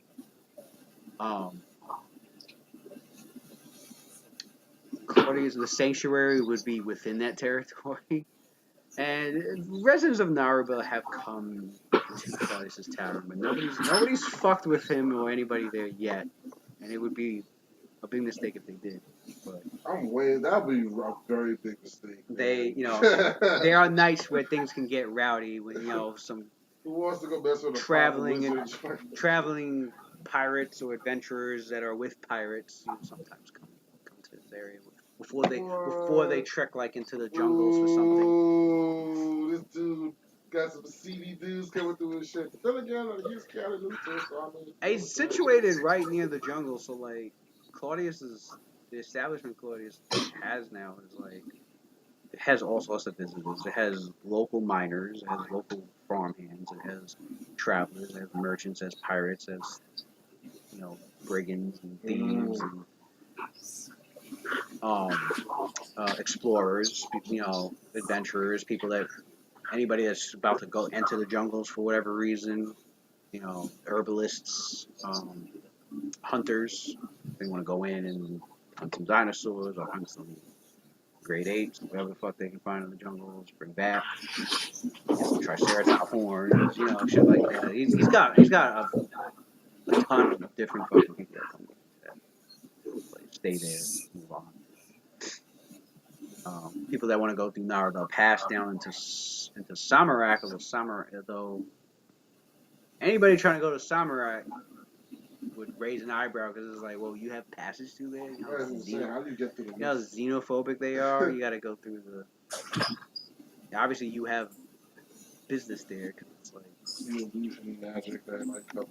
there's like only 2 places to get through there, but they're heavily guarded. Everywhere else is like you have to go through all the illusions to like try and get there safely. Makes it extremely difficult. Narubel, so they claim all that territory. Most of the land is unsettled wilderness. The city was founded by Tashlutan merchants seeking to plunder the jungles of Chol over 1,000 years ago. But now the city of Sea Snakes is an independent city-state ruled by Yuan-Ti of the Sarunga tribe. When the city was in the hands of humans, overland trade flowed north through Thindar. So Narubel, so the capital city would send this stuff right up to Naruba where it could hit the coast and sail out, bypassing the dangerous seas around the jungles of Chol. But the Saringos, who had been driven out of the Sunrock Basin in the year of Hound, over 1,000 years ago, they came to power in Narubel by allying themselves with the Spirit Nagas of the Cholton jungles. Nagas deliberately isolated the city from the rest of Thindar by arranging targeted attacks on overland caravans by terrafolk tribes. Your characters have encountered terrafolk, fucking pteranodon, human-looking monsters. On a boat, getting off the boat when they attack the South Pole. These constant attacks ended all caravan traffic more than a century ago. So since then, it's become the home port for most of the pirate ships that stalk the Chinese. All efforts to muster a flotilla against the pirates from the navies of the Tashala, Lapalia, and Kalimshan have come to naught. There's 3 different nations that try to fuck this place up. Not at the same time, though, separately, right? Or was it a joint? Judging from these nations, I'm assuming not a joint effort. I'm assuming a separate effort. Thanks in large part to the whispered words of UNT agents in the courts of those realms and the influence of the Rundine. So, the place is being protected by unscrupulous sources. So. In payment for the long ago service rendered by the Terrafolk and their spirit Nagalis, a fraction of every cargo seized by the pirates of Narwhal is sent into the Charlton Barge. That's the only reason it's been taken over. There's always some inside job that's fucking up, trying to take back this city.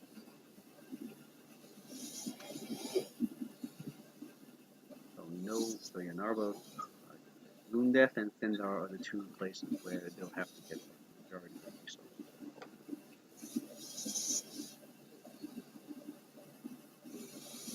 Right, so we paid for him to take us there.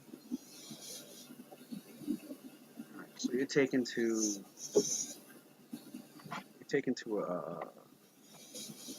an inn where currently most guardsmen are staying. You actually see a few gnomes dressed in clergy robes of the church.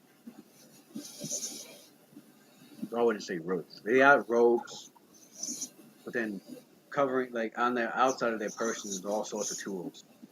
Tools on bandoliers, on belts. So you got like everything. You're wondering how the fuck they're walking around like that, not being encumbered. They've managed, like they're used to carrying all that shit.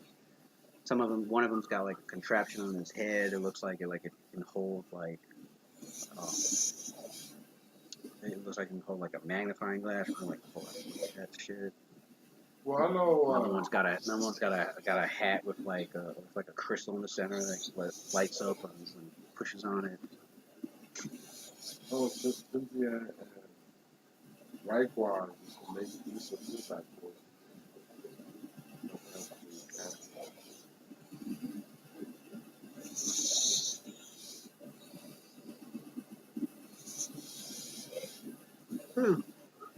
But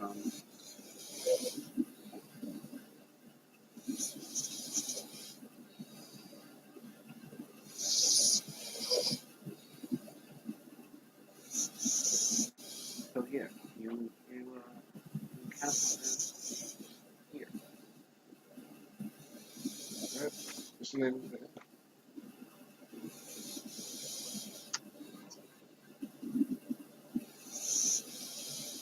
The end.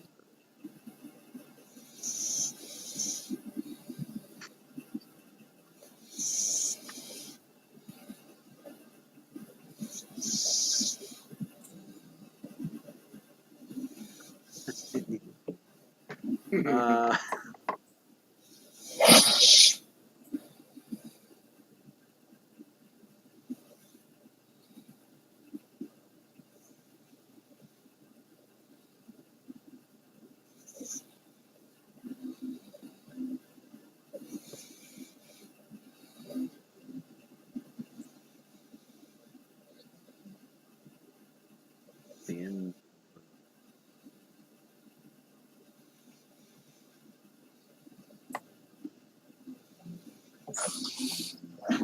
The end of the golden gear. Golden Gear. So Lynn looks around and he is looking for holy symbol of God. The DN. The group of gnomes I described. One of them, yeah, does have like more of a clergyman's outfit than an artisan. It's a clergyman outfit with artisan gear, but middle age gnome. Depends on over that. Oh, well, looks like we found the gun. All right. Let's see where this goes. Okay. So let's see how this goes. So we walk over to the gun.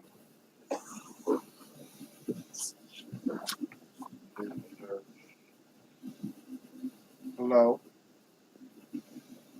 My name is Reserve No Doubt Ethan. Baldwin. And this is my dear friend and vindicator, Zino. Goodbye. Place or no. Look up and fall. You'll notice on his person he has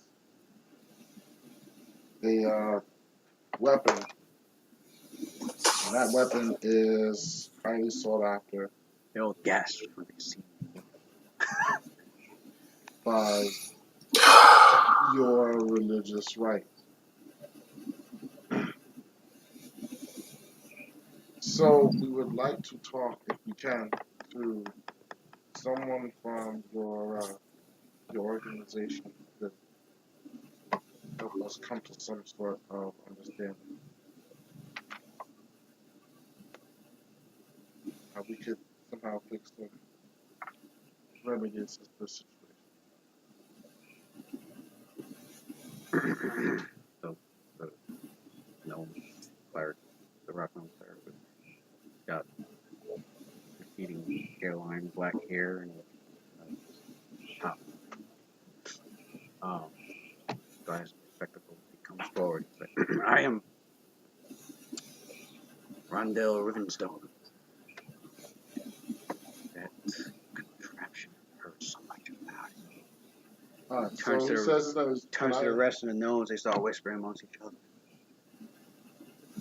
Well, I'm afraid to say we're not really the ones that can make any real authority on this. However, Carol knowledge local to what?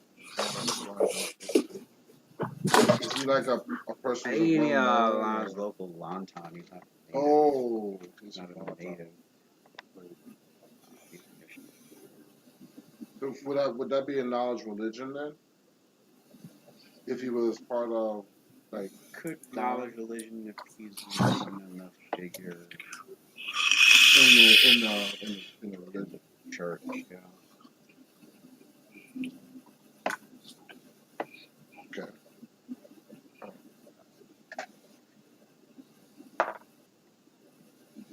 8 plus 21. 29 total.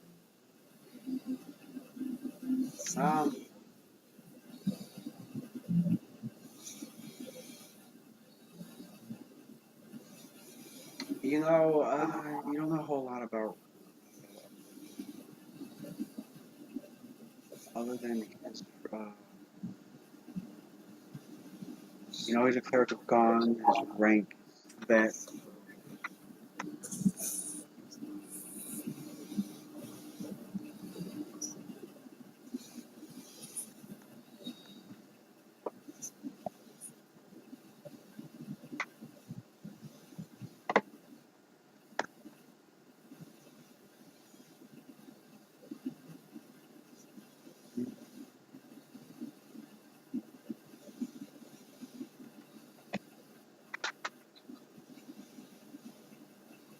his rank is that of Seeker of the 10th Order.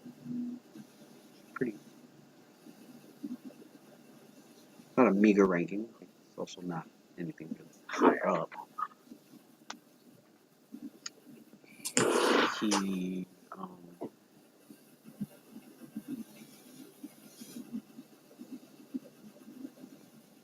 specializes in engineering of particular any sort of engineering. Heat, technical energy, woodworking, water mills, town, the city. But he would definitely be someone who would know of who to contact. Set up a meeting. Just like we handle the matter with Brian. But I don't yes, We need to talk to someone that can help us fix this problem.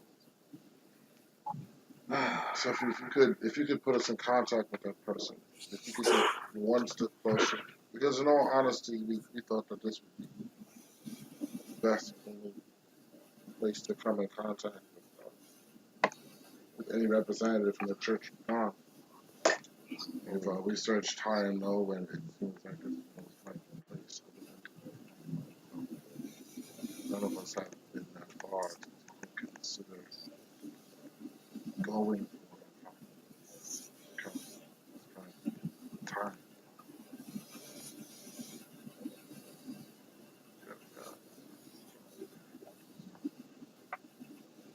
But clearly, this weapon's of import because agents from the Church of God have been approaching. Right? So if they're making the trip, maybe from Downtime itself, clearly it's something we could fix right here. So do we wait here?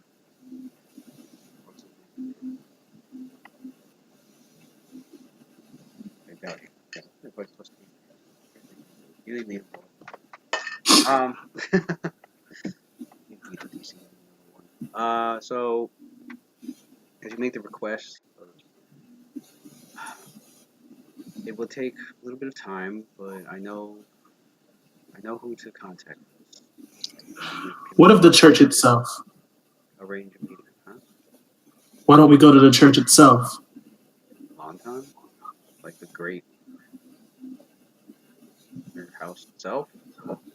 Yes.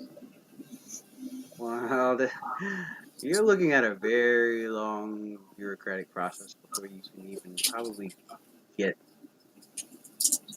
to the first level of possible entry into the Mm. London. They don't just let anybody in. That's true. It would definitely be better off for me to contact who I already know I came to meet you. And where would you like them to meet you? Like residents of any sort? Actually, it would be best within culture. Cauldrons. Wait, cauldrons. Uh, he scratches his head. He's like, I heard something about cauldron recently. Is that where some weird, strange phenomena was happening over there with the skies? It's falling apart, to put it simple. Yes, we kind of felt a little bit of the aftershocks. I heard the volcano almost exploded. To give you the long and short of it, a hole in reality ripped above the city, and we stopped it. Well, yes, stopped that. Then afterwards, a volcano, which the city is unfortunately built on top of, exploded. And so now we are here to stop that tear that originally started in the beginning from happening again and spilling otherworldly evil creatures known as Demodons into this reality. And worse, Abyssal Lord, which is why we need for Xyno to maintain possession of Scarlet until this is accomplished, or there won't be Cauldron, or will there be, what was the Portuguese? As you're talking, he's like snapping his fingers to like Lunda. He's snapping his fingers towards one of the gnomes, who's like scribing away. Like,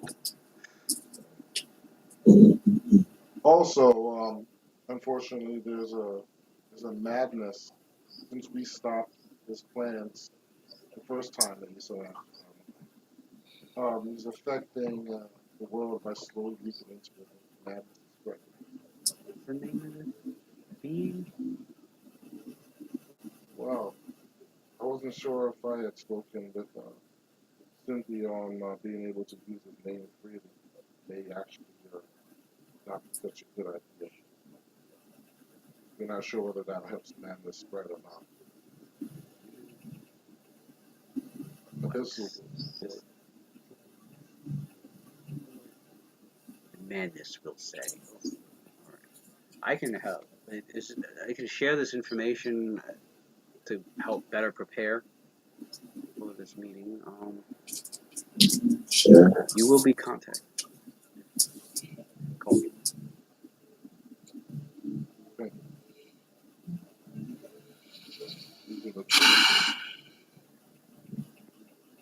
No problem. We are glad to be of service.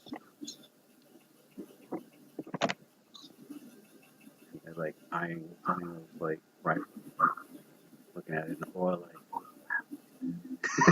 Yeah, all that shit for this fucking weapon, son. Shit is serious. It's like you could see like their eyes like analyzing like every little detail of it. But they look just as confused looking at it as they are like in awe, like as if something wasn't processed.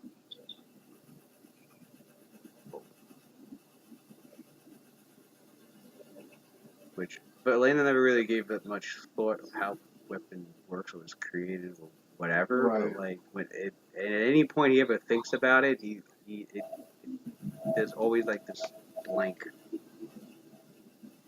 like his mind just goes blank. And he ends up just finding himself in a new thought. Nothing to do with anything like involving the rifle. Yeah. That's dope. So we wait. Thought about it, but I'm pretty sure Cynthia has. Because Yeah, Cynthia has magical fascination. it's So happening. it's happening to her all the time. Yeah. Which means she's probably It's trying to just figure out frustrating her. why that Probably. keeps happening. Because now that's a magical fascination. Like why it is a phenomenon that does that. But, With her high ranks and knowledge of religion, she already fully knows deduce that God it's 'cause God has God something to is do doing with it. It's technology he doesn't want to be mass produced, fully exploited yet.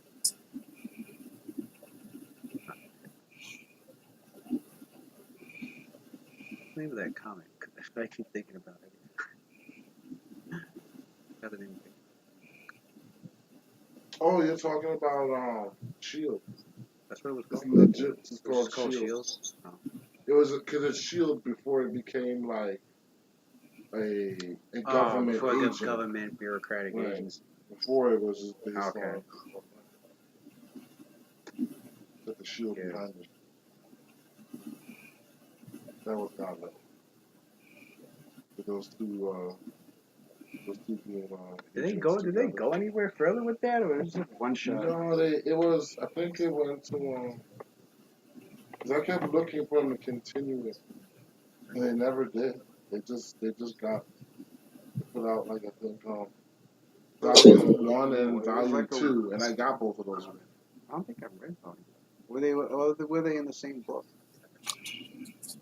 It was All the in the same. same book because it was a graphic novel, Yeah. so all of them They are just compiled it. compiled together. I guess it was a one shot. You would win. This dude Nicky Tesla was good. Tesla. What else was his name? Nostradamus. Galileo was the first one. Galileo. Yo, Galileo for Galactus. Da Vinci. Bro, It was good Da son. Vinci. It was Da Vinci that did it? Yeah. Okay. I think Galileo was in it, I but was it was both Da of them. Vinci. Might have been both. Because usually the agents are in two teams. Usually two people. I think Galileo, it was either him or Da Vinci. They developed something to like, they actually beat Galactus and scared him off from the planet. I'm like, yo, what the hell advanced were these motherfuckers? These motherfuckers are cheesy. That advanced in that time period. They fucking scare off Galactus. I think it was like Galileo might have developed something. Yeah. Developed some kind of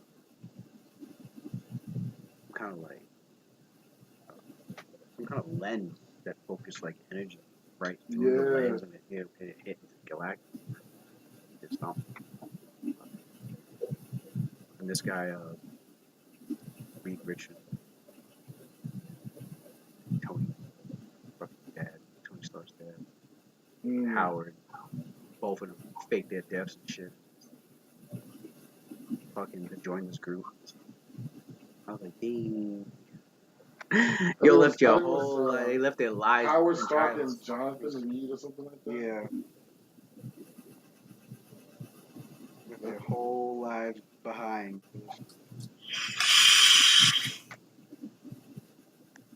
That's what made it interesting because like it wasn't just original characters. It was also like they also threw in like some Historical characters. geniuses. Yeah.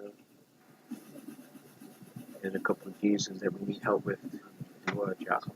And from other like cultures too. It wasn't just like geniuses from like modern like culture and stuff like that. I forgot who else was in there. There was this one dude that like he was mad cheesy because like one of his things is like you could just see the future, like you could see mathematically how things turn out. I mean, it was Nostradamus. That was also yeah, it was her. Somebody had him chained up. They He were was trying to get some using him. information from him. Yeah, I forgot who it was. It was one of them that was trying to take over.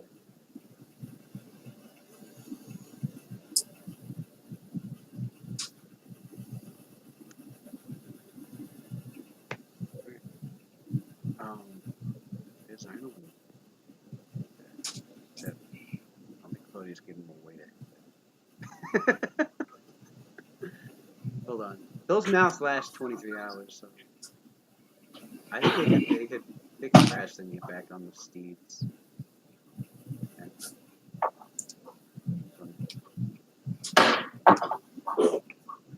23 hours, yeah. Cast it in himself, but he would cast it the next day.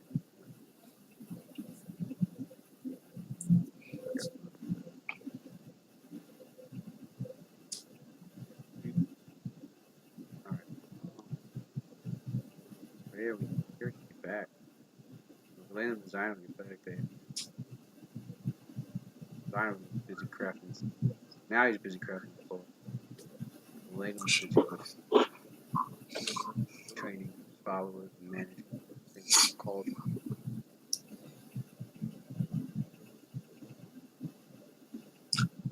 So let me get this straight. That's We when went Metsu there. wake up. So when And- around when Metsu wakes up is when Cynthia's there. Zion's probably still around building crafting bullets and doing other things inside. What happened? Basically, they told me, we'll call you. Yeah, that was the equivalent of. Oh, he's salty. Well, I didn't expect to walk there and then have someone who's important enough to handle like your weapon in charge be of that, right there, like coincidentally. Because you gotta think about it. It would take at least like a high priest to deal with it. At least someone your That's who level they or sent. right, They like, it's gotta be your level or above that's gonna tell you what to do with your sent weapon. one guy with like two musket master bodyguards. Like he explains. He goes. They sent marksmen to send a message to me. Told me to stop training. So I seek them out. And I hardly get a response. The world is coming around here and we want to play politics? Tell me, how much sense does that make? Well, It makes none to me. while logic would dictate that we handle the most important threat right now is politics. Because unfortunately, if they decide to bring their power to bear, then we are another vindicator down. And without that, then we will fail. Undoubtedly. So, even though they should not be the next and most important obstacle, we have to change our priority. Politics of it.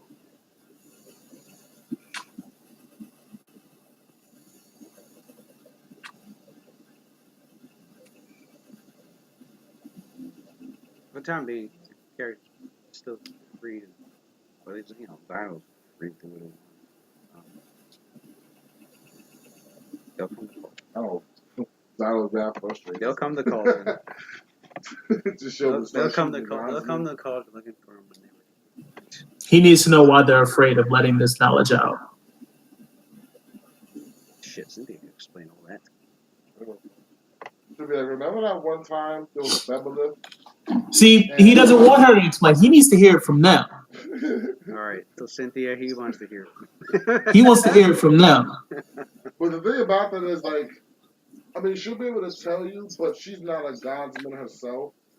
So, like, She would know enough about she the knows religion. a lot about yeah. it, though. But, like, in order for you to feel it, like, on a personal level, like, if you talk to a godsman, they have, like, actual, like, experience within, like, that faith. They practice it day in, day in.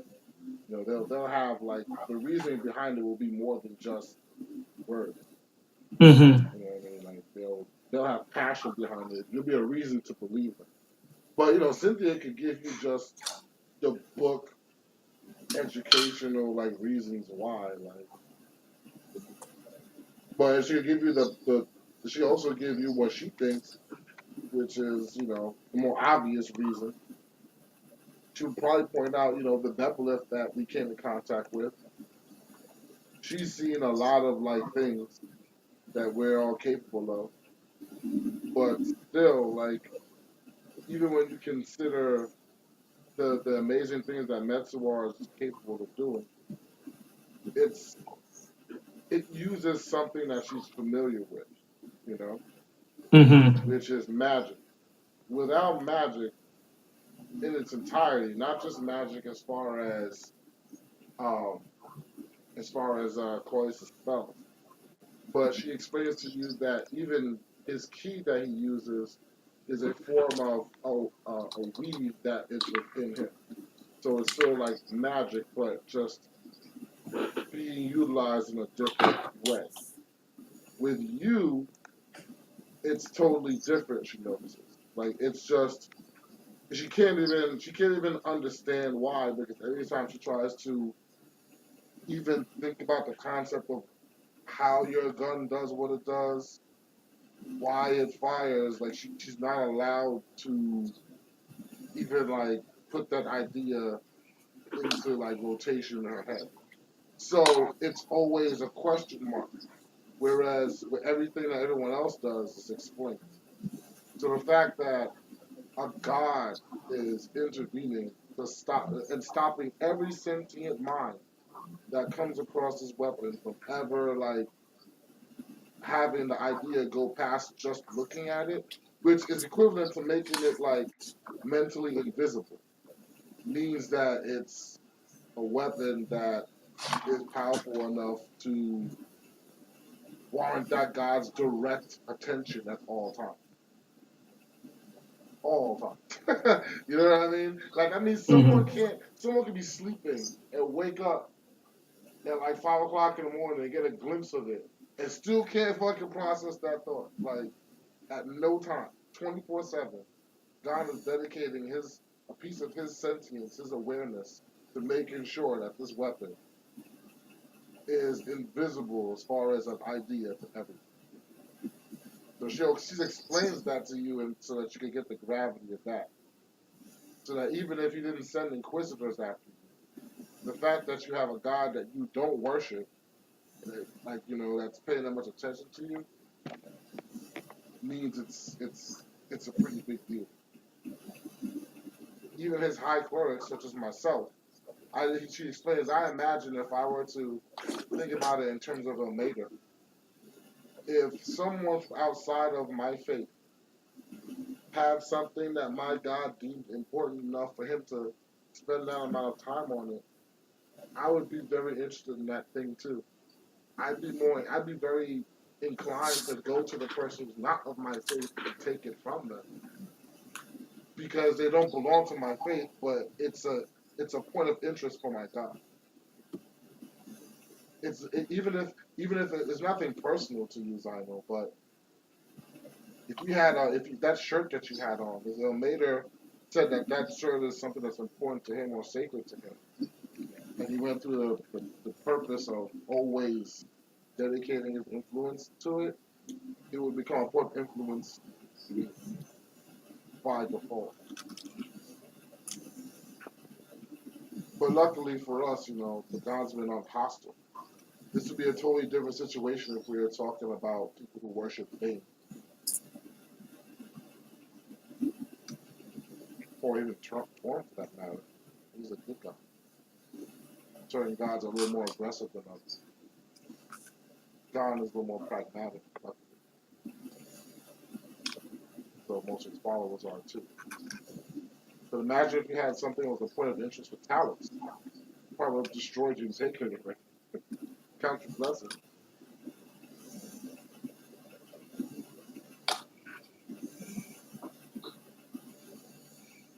It's a very scary thing you have there. Something that erases itself from the mind of all those who thinks about it. I'm just glad it's pointed in the right direction.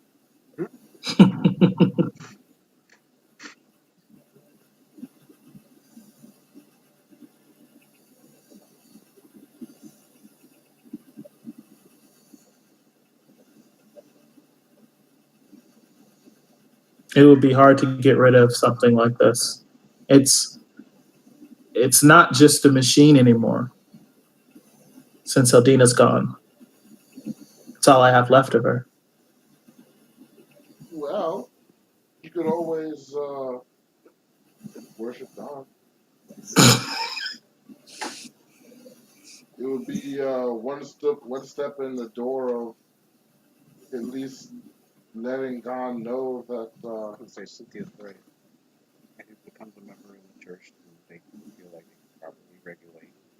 if you were willing to put yourself through the same tenets that the church themselves, not just someone who pays lip service or reveres God, but became a member of the church, understanding their dogma, understanding their culture, understanding their beliefs, their holidays. And it's master craftsmanship at custom. They'll prize that. To actually spiritually devote yourself to God to the point where you pass in the afterlife, you go to God's realm. If you were that dedicated, if your soul was dedicated to God, then I believe God would definitely be more inclined to trust you with an idea he clearly does not want in this world.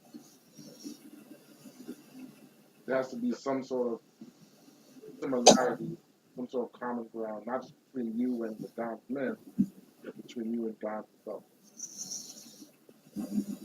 If you want a long-lasting relationship with Scarlet, that is, you'll have to make a new relationship with God. Clearly, it's his idea, and he won't let you use it without him being a part of it. What can I say? The master was a thief, and a pretty good one. Stole an idea. That's very hard to do. That's very hard to do when the idea belongs to a god. You fucking infringed his copyrights.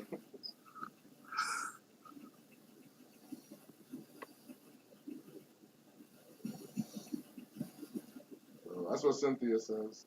Like, I think you know what to do in that meeting. Now, if you ask Belado will be like, nah.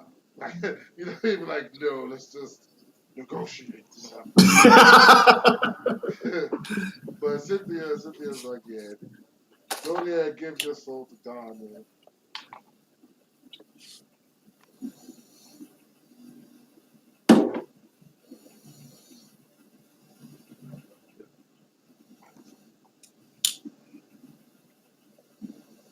It's interesting because there's no peace, right?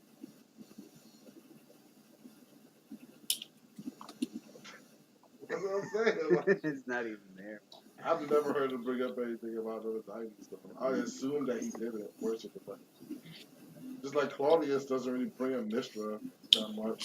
So I assume No, it's like we don't bring up he like our gods as much. clearly he worships her in some way. He knows of He didn't her. have her as a patient for a while, and then I Right. think he realized. And then after a while, he's like, you know what, Claudius would be pretty reverent towards me. Because he's always trying to make characters Like, that are fucking atheists. now you're finally in a world where you could actually believe in God, but you choose not to.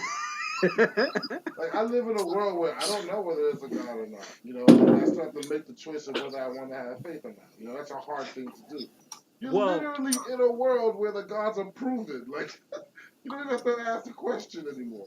They literally were there 15 years ago. Like, they were walking. Well, with then them. you got those groups that are walking around saying, "Oh, they're not gods; they're just really powerful mortals." And are they? Those flat They're earthers. more powerful than you, clearly, and they're running shit. So it's not just making gods; it's just semantics at that point. They're just really powerful mortals that run everything and live for a long time, and I don't. Well, no, because then the argument is well, they're just really powerful mortals. It doesn't make them much different from us. They're just strong. And it still makes you different because you can live But then it's like forever. they shouldn't be revered as gods if that's the case. Like the Aethars and Planescape say all that. It's silly to me though, because even if you call them mortals, but you still gave them your praise, they would still be where they But the are. thing and is still be that where you Ao himself in the campaign actually punishes mortals that are atheists. are. I would too if I was him, Put you in the because wall. Put you in the wall of the faithless. You should punish stupidity. Like, I would definitely be that way too. Like, why would you not believe in the gods? They're like right here. They're here. Like, they act in your world. Like, you can see. You know what? Being dumb, sit in this fucking wall all the time. There's no fucking God. Crazy. Like here's the world, and here are the people here are the beings I put in charge of what runs it. Now you can help them take care of it, or you can sit there and be like, "Fuck him, I don't like." I guess that's Ao's like perspective of it. It's like you not believing in the deities means like you're shitting on the world that they're taking care of that you live in, and Which is a gift to you. which is a gift to you, and you don't want to have any part in helping any of them Right. run it. You don't want to help destroy it. You want to help create. You just don't believe in. You just doing it your at own all. thing and thinking shit revolves around you pretty much. Yeah. It's like, all right, get checked in the wall of the faithless, where you guard the city of the fucking dead as a wall.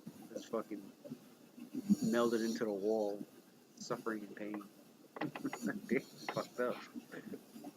And there's also the false. I forgot they do with the false. The false, they end up working. They work as laborers. They're the ones that keep jumping from deity to deity. Yeah. They instead of just like, I mean, you're supposed to revere the deity in their domain in some form or fashion. Like even if you don't worship humbly, like if you try to go out in the waters and the seas and your whole ship doesn't fucking flip a gold, somebody on the ship doesn't flip a gold coin to pay at least some tribute, just be like, all right, this is your domain, I'm gonna respect it.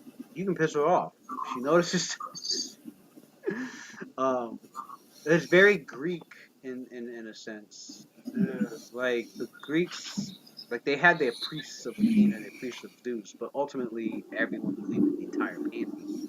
They knew Zeus was in charge of this, Athena was in charge of this, and Aphrodite was in charge of that. But some people had their patrons still, like they still like they would revere Athena more than they would spend their lives and revere the teachings of Athena while paying respect to like Hades and everybody else still like all right. So yeah, for Forgotten Realms is very Greek mindset when it comes to the gods. The false are the ones who are like you're serving Zeus and doing things with Zeus, but then like for convenience sake you start paying more attention to Aphrodite and doing things for Aphrodite, and then again another set of circumstances come up where it's more convenient now to like kiss Hades' ass. They said if you do that in the realms, you end up becoming the false. Your soul ends up becoming like instead of getting thrown in the wall, the faithless, you end up in the city as a laborer. Now my question is, how much how much of that is common knowledge? Because if it's common knowledge, then clearly that is being used as a deterrent to keep people from doing that. But if it's not common knowledge, then it's kind of like, well, you're allowed to make your own choice. If you happen to make that choice and fuck up, this is what happens. It's interesting because it's like it depends on the culture. Like Mm. I wouldn't assume somebody. I wouldn't assume somebody in Chult, for example, would know about stuff like the Wall of the Faceless. Because to them, Uteo's been their deity, and he's the one who answered to figure out what happens in their afterlife. So if somebody was like, "Ah, fuck Uteo," right?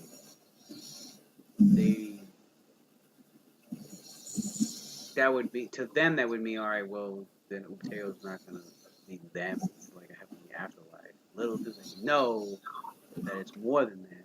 Within the realms, fucking Kalembor would be like, "Oh, you're one of the faithful." He and Darn, wait, what the fuck? So it's basically a case of ignorance. It's like, what the fuck am I? You're in the fugue plane. What the fuck is that? I'm not supposed to meet Uteo. You don't believe in Uteo. So who am I gonna meet? You're gonna meet Kalembo, the god of the dead. There's a god of the dead? Oh, I heard of him, but he's not Uteo. Yeah, right. You didn't believe in him either. So you didn't believe in shit. Guess where you're going? The fuck is that? There's a wall. Look at all the people trapped in there. Here you go. You're gonna squeeze right in between this guy's ass cheek and this guy's foot.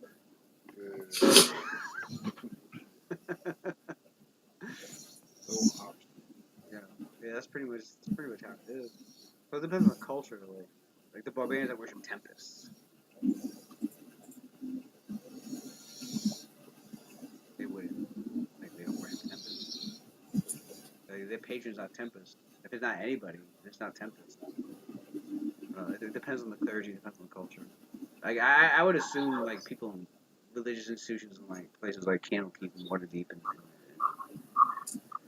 they would know. Because I would kind of think like if I was living in this world and someone provided that information to me, and like I know it to be true based on the fact that it's coming from people who literally pray and do magic as a result of something that God gives to them, then like why would I still choose to be faithless? Or why would I still choose to be It boils down to it definitely boils down to education because the characters with the ranks and the knowledge would have a better chance of knowing. But most of the realms is made up of NPCs. And even if you had the knowledge and you're walking in the town and you're spreading this knowledge, it doesn't necessarily mean they're going to believe you. Or maybe they have their own characters telling them their own shit. So that'd be pretty cool. It's one of those things where nobody really knows until they die, just like in real life. And then it's like, oh, that fucking character's right. Yo, you know what? That's a good character concept because I remember there being a prestige class where you could be an evangelist, and that could be like your shtick, where basically you're just trying to save the faithless, or you're trying to save the false, like trying to spread that. And there's not many of them. There's not many of those types either. Because if you read the section on the deities and the realms, these types of people are rare because the gods literally, especially now, because the gods literally were walking the earth 15 years ago. So, if anything, if the people that still deny it, or people that those hicks like, yeah, way in the background, so we're in the like the people that still fucking... deny it have a severe grudge against the deities in that case. It's like, oh, okay, yeah, so they were walking around 15 years ago. Look what happened. Chaos ensued. So I'm still supposed to believe in them despite the destruction they caused? Fuck them. That's the kind of person you have to be to still be an atheist in the realms. Is, if you don't believe they're much of anything, or they're just a powerful mortals, and then they come. That they're real, you just don't like them. And then when you see that they're real, at that point, then it's like you have a grudge because it's like, fuck have they done for me, or look at what they've caused. They're like children. That's why they were punished. Like, and they caused us suffering in the process. So it's, yeah, like Artemis and Cherry, he doesn't have a break. I got a grudge that's gone right now. So it's a rare person or individual that would scorn the god. Heck, you can just go. You can go fucking out. That's why some of them turn to demon priests, or archdevils, or something deific, but not Dude, Vestiges count? vestiges. Yeah. Vestiges are like They're like otherworldly vestiges beings. is They don't like. entities that never pass into any form of afterlife or pass into any form of death or pass. They're stuck in between realms, but they still, but because it was so important, or they left such a deep legacy that their what they represent still lingers in the universe. And what binders do is they learn about this entity, and then they harness their what they represented and what they symbolize, and use that power for themselves, and they wear it upon themselves. Which is why like you have to roll like a check to make sure like you don't suffer from the like a dominant personality of the because like once you bind the vestige to you, like you end up taking on like a little bit of their personality, or a little bit of like what they feel, what they and there's like a check you have to make anytime you do something that's like an antithesis to what the vestige want. Expect. I forgot what it was called, but it's basically what it all is. You don't see a lot of binders. Binders are, I think, in the realms. I gotta read up on them. In the realms, I know binding magic is like considered very very taboo. Right, because to me, like, Columbo would have a fucking problem with that. Oh yeah. That, like, something that isn't bound by, like, the idea of death as far as what he represents, it still has an effect on the world, but isn't, like, part of the world, isn't alive, and isn't dead. Like, I think he'd be like, you should be, you were alive at one point, so you have a life. You were supposed to perish and then go through like the rites of death, but you didn't. Like instead, you just exist outside of existence. But yet, like I figure inevitables would be pissed about that too, right? Because like everything that lives is supposed to die, but this thing didn't. It just stopped existing, but didn't die, and it's not undead. It just unexisted itself partially, but left like an imprint of its personality that like affects the world and can be harnessed with magic. Like I figured Neville would be like, nah, nigga, you cheesing. So like, fucking cut that out, bro. We gotta do something about that. It says, throughout the extensive history of the realms, numerous gods, outsiders, powerful creatures, and tragic mortals have fallen out of memory for a variety of reasons: curses, banishment, dissolution of a faith, magical life. These beings have been forsaken, abandoned by the world as forgotten relics of former ages. Vestiges no longer truly exist, instead inhabiting a realm that can be accessed by none. Somehow, through accident, quirk of fate, or sheer force of will, some find a foothold in the realm, a source of power. Enterprising mortals discover and exploit these features. Most often, such mortals seek an easy source of power, but sometimes they are true scholars, delving into forbidden mysteries and arts of death. As a mainly individualistic pursuit, no single culture or empire has a strong history of binders, but they were most frequently seen among the ancient Nar and Themysciri. The Nar were obsessed with the summoning and binding of evil creatures in all its forms. Theirs was one of the few cultures in the history realms where binders had little fear of retribution. Today, ruins and artifacts of ancient Narfell bear hidden symbols and glyphs that can provide a savvy binder with clues, leads, and summoning. The Muscari were interested in magic that related to other planes of existence, frequently employed portals in extra-dimensional spaces. Some of these portals are now malfunctioning, creating dank environments full of environmental and monstrous hazards. They also contain artifacts and glyphs hidden by the sludge of broken elemental gates. Their use of the celestial nadir and numerous planar magics put them in contact with alien beings and gave them clues about ancient vestiges. Meticulous binders can find a treasure trove of clues about the existence of forgotten and abandoned entities by exploiting such portals. Binders are found all over the realms, but they rarely concentrate in any one location. The easy power granted by vestiges appeals to many, leading individuals all over the world to discover vestiges on their own unique circumstances. Whether they hear the call from beyond or discover ancient ruins that lead to a series of other clues, each binder is unique in how they complete.